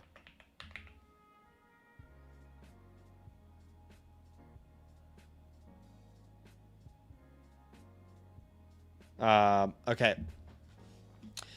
Let's jump into the war room here. And let's come up with a game plan for your rookie draft. Because obviously, if you stick and pick, the answer is going to be Jeremiah Love. I don't know if you can afford to get a Jeremiah Love anymore. Coleman would be an option at the, as in Jonah, at the 201. So would Boston, Denzel Boston. In addition, Stowers, right?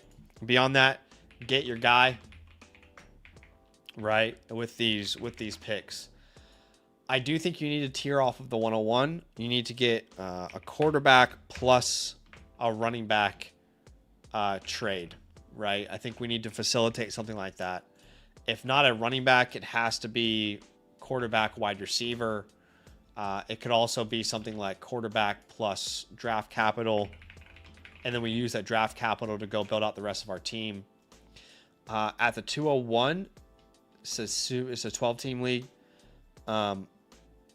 Like, if you could get a Malik Willis, a Daniel Jones, maybe if you can pull one of those trades off, then you can hold on to the 101, draft Jeremiah Love, and just hope that Malik Willis or Daniel Jones can kind of patch that quarterback room together with Bryce and Sanders for then. And then if you need to tear off Jeremiah Love in season, you can do that for quarterback. But that would be like you're fixing it. Matthew Stafford would also be a Band-Aid option there. The 310, Geno Smith comes to mind. Like really, really cheap, disgusting plays, but kind of letting you still draft Jeremiah Love.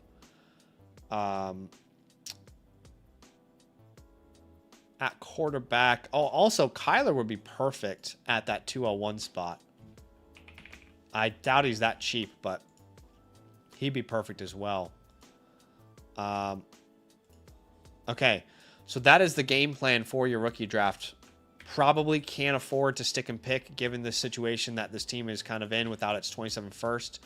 That war room is going to be in the Discord, my friend. Anytime you guys get a team review here, if you got a rookie draft upcoming, then in the war room text channel, you will see that come through for you. So you can go ahead and download that under the LAN tab now onto your phone if you'd like, or your computer, or whatever works best for you. Competitor. Okay.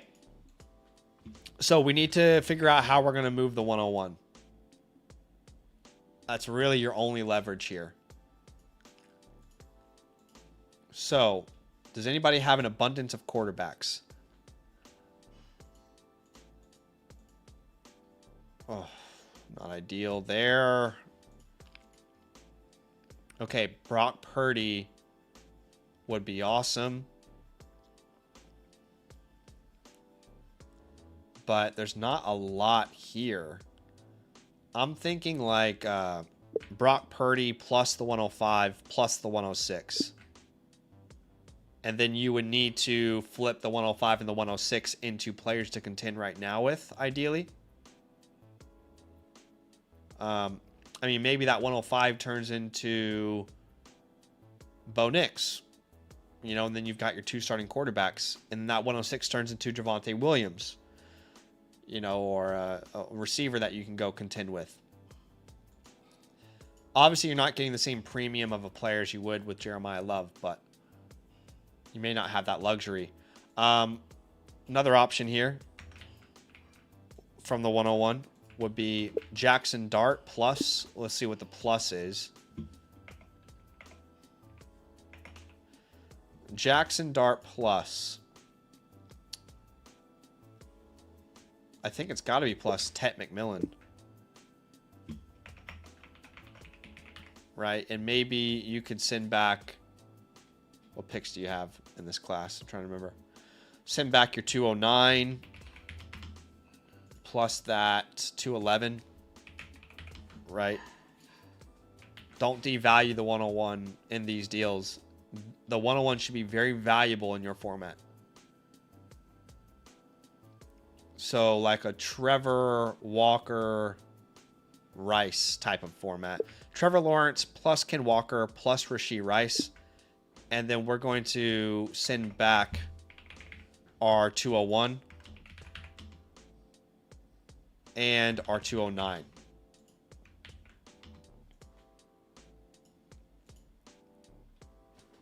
That's not going to work. Herbert Achan is not crazy. I don't love it, but it does accomplish two things you need to accomplish. Justin Herbert plus Devon Achan. I don't know if you could add Nico Collins onto this, and then we would obviously need to send something back. Is that the 201? Is that the 201 plus the 209? Like, how would that pan out for you?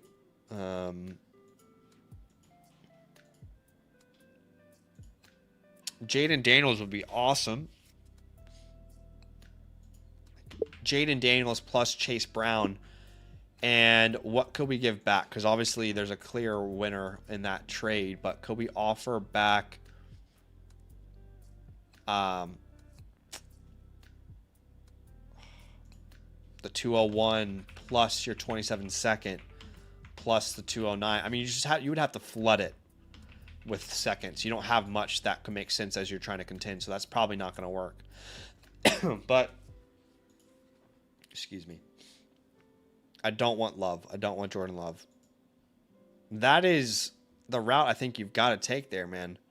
Okay, so let's just imagine you got, what's the most realistic deal here? Probably the Purdy one and the Lawrence one. So imagine you got Lawrence, Walker, and Rice. At least you're starting Trevor Lawrence, and then whoever your quarterback 2 is between these bad options, it's better. Okay. Then we're starting Hampton, Tootin, Rice, Egbuka, Fannin, and we're flexing Roma Dunze. Put you in a better spot where you need to go out and contend right now. Not perfect. I think you've put, I don't know if this is an orphan or if it's your team. I think this team's in a difficult position, but I do hope that's helpful. Obviously, you'll get your team playbook here within the next 3 to 4 business days. So stay tuned onto the Flock Fantasy Review tab section, as that is where it will be available to you. Okay, Betty Bow. Is Betty Bow in the chat? Betty Bow. Let me know if you're here with us, Betty Bow. Team name is Betty Bow, the Playhouse. There's got to be something I don't know, some inside joke there. But you are currently ranked, it looks like 4th. And the site has you ranked 1st at quarterback, 6th at running back, 13th at receiver, and 3rd at tight end, which means this is a 14-team league. 14-team Superflex start 8. So this is as small as a Superflex lineup can get. However, it is also a 14-team league, so it's a big old league. So we got to keep all that in mind. Since my league is highly illiquid, my 27 first to me is untradeable. Acquired Zay, Devonta, White, and Sampson for roughly Laporta, Michael Wilson, and a second. Looking to compete. Any tips? Need a 3rd quarterback, I think. But again, 3 inactive trade GMs drives up prices pretty wild. Okay. So You don't have many important thirds or picks in 2026, so we won't really go to the war room here. You don't have your own first in 2027. Windows open is absolutely going to be the pathway I give you, meaning, hey, right now is your window. You don't have your first in 27. You've already traded that away, so you're not going to benefit from not competing. You need to go out there and try and win right now. But you are starting Jalen Hurts, Josh Allen, James Cook, Tootin, Flowers, Smith, Loveland, and then your final flex spot is between Pittman, Rachaad White. Yeah. Okay. I'm going to probably put you like C+ category. I got to account for the fact that it's a 14-team league, so it's really hard to put together good lineups. The first that you have is from Kevo. And Kevo's team is not great, so I would definitely hold that pick. That could be a very high pick. So let's say Kevo's 27 first is the untouchable on your team. Next would be Josh Allen, but I think we need to trade Josh Allen given the weaknesses on our roster right now if we can tear down from him. Players that I would hold. Rachaad White. If you're a contender right now, Rachaad White is a great hold. I can't guarantee that he's going to be the starter. I can't guarantee that he will be involved there. Matthew Golden, I would just like to see what he can be in year number 2. Tank Bigsby is a name I'd like to hold. And the last name, Dylan Sampson. Just curious to see what Judkins' rehab looks like. Players that you can drop if you'd like to. You can drop Sam Howell. You can let go of Sam Howell. Trey Lance, you can let go of Trey Lance. Jake Browning. None of these guys are ever going to be a player that you wish you held on to. Andre Yeshivas, you can also let go of as well if you'd like to. Look, I'm not saying that Kevo's team is completely terrible, but they are starting Sam Darnold and Daniel Jones. Not a great start. Yes, they have Bijan and Achane, but outside of those 3 players, it is a start 8 league. You still have to account for 8 starters. And if one of those guys goes down with an injury, this could easily be the 101. I think it's very risky to send away that 27 first. On the waiver wire, there's nobody, which is not surprising in a 14-team league. Okay. Okay, let's go to the war room here. Actually, sorry, we don't have a war room with only thirds, but let's go to the chalkboard. Josh Allen is the player I would like to tear down from here, if possible. It might be hard in your format because many people probably aren't able to make a move like this, but so instantly I see Baker Mayfield, and I think Baker Mayfield plus CeeDee Lamb makes a ton of sense to me. Whether he's going to do that or not, different discussion. But then you'd start Hurts, Baker, Cook, Tootin, CeeDee, Zay, Loveland, and Smith is your flex. You could also tear down from CeeDee if you wanted to, if you wanted to improve running back. But I think that makes a ton of sense. I don't think I'm underselling Josh Allen there. If you think so, maybe there's more that you can add to the trade. Tyler Shuck, for example. Excuse me. I like this one a lot here. Jackson Dart plus Ken Walker will be an awesome start. I don't think that's our final deal, but we probably ask for, Devontae Adams on top of this at minimum. Right? Waddle is probably pushing it. Bucky is probably pushing it. I don't think you could get Waddle or Bucky Irving for this price, but that would be ideal. I just don't think it's realistic. Trevor Lawrence, don't see a possibility there. Caleb Williams, Bo Nix, Malik Willis. Could you do something like Caleb Williams plus Javonte Williams? Something like that. I don't know if we can add. Yeah, I don't think you could add much more in this particular format. But that's probably underselling Josh Allen. Unless we could do like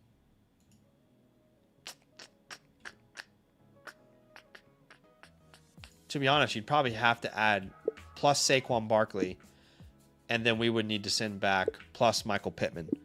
And I don't think they agree to that deal. But I don't want to undersell Josh Allen for you. Drake May. Yeah, like a Drake May Scatterboo is easy, but I don't think they would do that. Jaden Daniels. How about... I'd love to get Daniels and Genty, but probably not possible. Is this crazy to say Josh Allen plus Bashul Tootin for Jaden Daniels plus Ashton Genty? That's probably crazy, right? Probably not doable. What if you added like a Michael Pittman? I don't know. Probably not going to happen. Maybe it's a conversation starter and it gets you somewhere that you like. I don't mind Lamar T-Mac. I'm not in love with it, though.